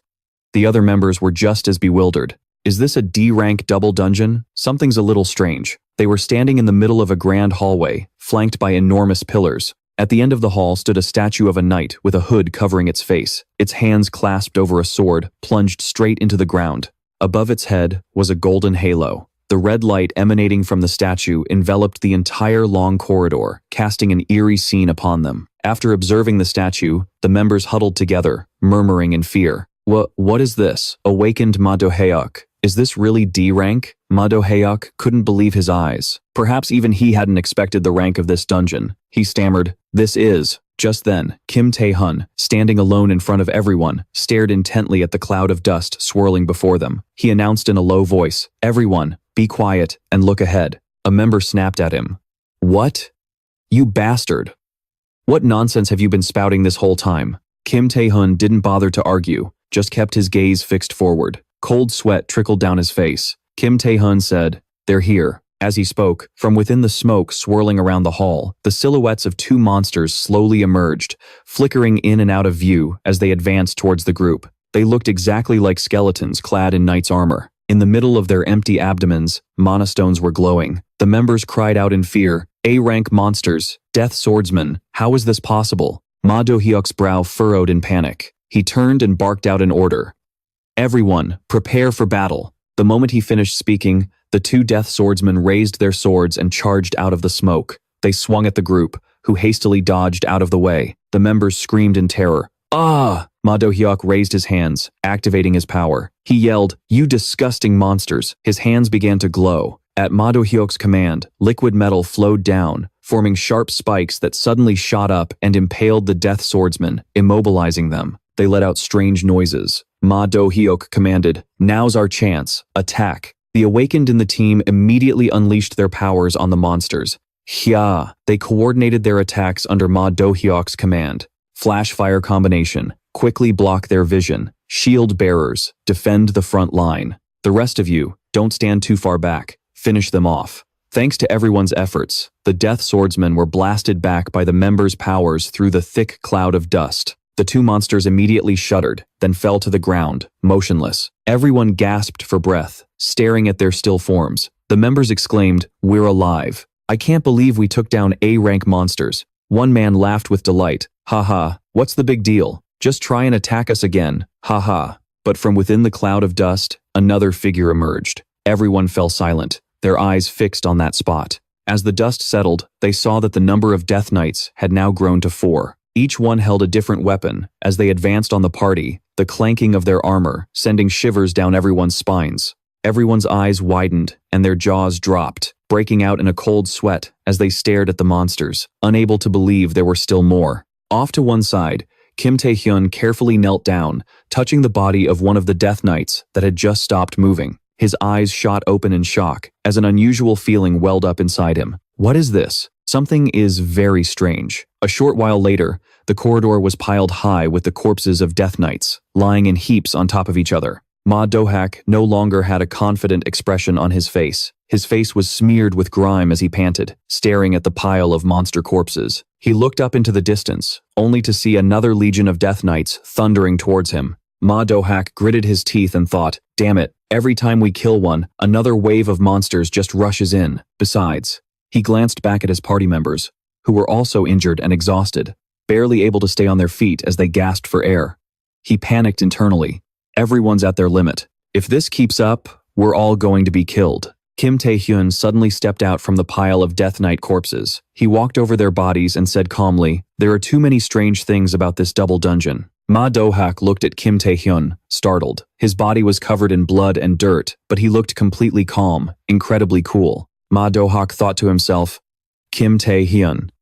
He seems to be fine. He's fought so much, but he doesn't show any signs of fatigue, even though this double gate is clearly extremely dangerous. If Kim Taehoon's abilities hadn't been enhanced by the heart of the monarch skill, we wouldn't have been able to hold out this long. A thought suddenly flashed through his mind. Is he really just a C-rank awakened player? Ma Do-hak stared wearily at Kim Taehoon. He spoke up. Strange? What do you mean? Kim Taehoon turned to look at the approaching legion of Death Knights and calmly announced, it's just my speculation, but those aren't ordinary Death Knights. His words stunned everyone. The members frowned, confused. What the hell are you talking about? Then what kind of monsters have we been fighting this whole time? Kim Taehoon turned around, reaching out to grab the hilt of a giant sword left behind by a Death Knight. I'm going to go check that right now, to find out for sure what we're up against. The others were still confused. What? They watched as Kim Taehoon's right hand, gripping the sword's hilt, hardened like stone. He powerfully pulled the sword, which was embedded deep in the ground, and shot forward like a gale of wind, confronting the horde of Death Knights all by himself. Seeing Kim Taehoon charge at them, the monsters raised their weapons and swung down in unison at the spot where he was, shattering the floor into pieces. But when the dust cleared, there was only a deep crater. Kim Taehoon was nowhere to be seen. The monsters cried out in surprise. By then, Kim Taehoon had already launched himself into the air, zipping past the monsters so fast they were caught completely off guard, unable to react. Kim Taehoon gritted his teeth and swung the sword, aiming straight for the head of the giant Death Knight statue at the end of the corridor. He threw the sword with all his might. The sword flew and collided with the statue, creating a deafening crash. The statue's head exploded into fragments and came crashing down. Behind Kim Taehoon, the Death Knights had already caught up. He stared anxiously at the broken statue. The Death Knights immediately began to glow before vanishing into thin air. Even the stone corridor itself suddenly began to transform. The party standing behind watched in amazement as everything unfolded, exclaiming, "What was that? An illusion?" Kim Taehoon spoke up. It was an illusion trap. Everyone looked over in shock to see Kim Taehoon approaching. As he walked, he explained, "It's a trap that shows you an illusory space and enemies. It's a strategy to wear down the strength of any intruders." A member of the team retorted, "No way. A mere illusion pushed us this hard? Does that mean something even more terrifying is about to appear?" Ma Do-hak immediately questioned Kim Taehoon as well. "And Kim Taehoon, how did you know this was an illusion trap? You've never fought Death Knights before, either. How in the world did you figure it out?" Kim Taehoon returned to his usual calm demeanor. He stood facing the dungeon wall, casually putting his hands in his pockets as he glanced at Ma Do-hak. "I'm not sure about that either," he told him bluntly. "But one thing's for sure. The monsters here, they won't be defeated so easily." Ma Do-hak seemed to be terrified by Kim Taehoon's words. His eyes flew open in shock, unable to say another word. He could only watch as Kim Taehoon walked away. Kim Taehoon waved a hand. "Let's get going, before we all get killed." The group set off once again. Thanks to the light from Ma Hanan's power, the illusory dungeon wall had vanished. But after the double dungeon appeared, things didn't get better. They got worse. The entire space had completely transformed. The wounds from their battle with the illusion monsters were getting worse. Kim Taehoon had to support a female party member. She had already passed out, and he had to carry her just to keep moving. They couldn't just sit around and wait for a rescue team. Their last sliver of hope was to find the dungeon's exit gate. Guided by the light in one man's hand, the exhausted group looked up. They found it. There's a gate over there. A massive, imposing gate stood before the party. A human skull was carved into its surface. The two doors were sealed shut, embedded deep within the stone wall. The party members grew uneasy, terrified of facing more monsters. Is it dangerous in there? The old mage answered firmly. It might be dangerous, but... His gaze hardened. If we don't open that door, we're all going to die here anyway. He reached out and pushed the doors open. The inside was pitch black, but a red glow from the dungeon walls spilled in. The light illuminated the entrance. Everyone's eyes widened. Before them, a single Death Knight was kneeling on one knee. Its head was bowed, its hands resting on the hilt of a sword plunged into the ground. The party members clutched their wounds, sighing in relief. A Death Knight. Ha ha ha. What's this? Just one of them? But then, behind the kneeling monster, row after row of other Death Knights began to appear. Each one wore a circlet that glowed with a different light. The old mage gasped. Ah! Suddenly, the skull-shaped sconces, lining the walls, erupted in orange flames, illuminating the entire chamber. And in that light, countless Death Knights were revealed. All of them stood motionless, hands on their sword hilts, as if awaiting a command. Tiers were built into the walls above, and each tier held hundreds more Death Knights. They stood shoulder to shoulder. The ceiling was covered in weapons, with hooks hanging down, ready to drop at any moment. Looking down, the entire chamber resembled a massive tomb for these knights. The sight of them appearing in the orange glow of the fire was overwhelming. Their sheer numbers, surrounding the tiny group of humans, was utterly terrifying. The smiles vanished from the hunters' faces as they trembled, staring up at the monstrous army. What the hell is this? Is this an entire army of Death Knights? And sitting in the very center of the room was the Death Knight Lord, the master of this S-rank apocalypse dungeon. He sat upon a high throne, looking down on them as he let out a barbaric laugh. Ha ha ha ha! For mere mortals, you've done well to crawl this far. Impressive. His eyes glowed, a brilliant blood red. His skull-encrusted crown was wreathed in eerie, violet flames that illuminated his terrifying, half-veiled, skeletal face. He gave his command casually. In that case, I suppose we'll have to dispose of you.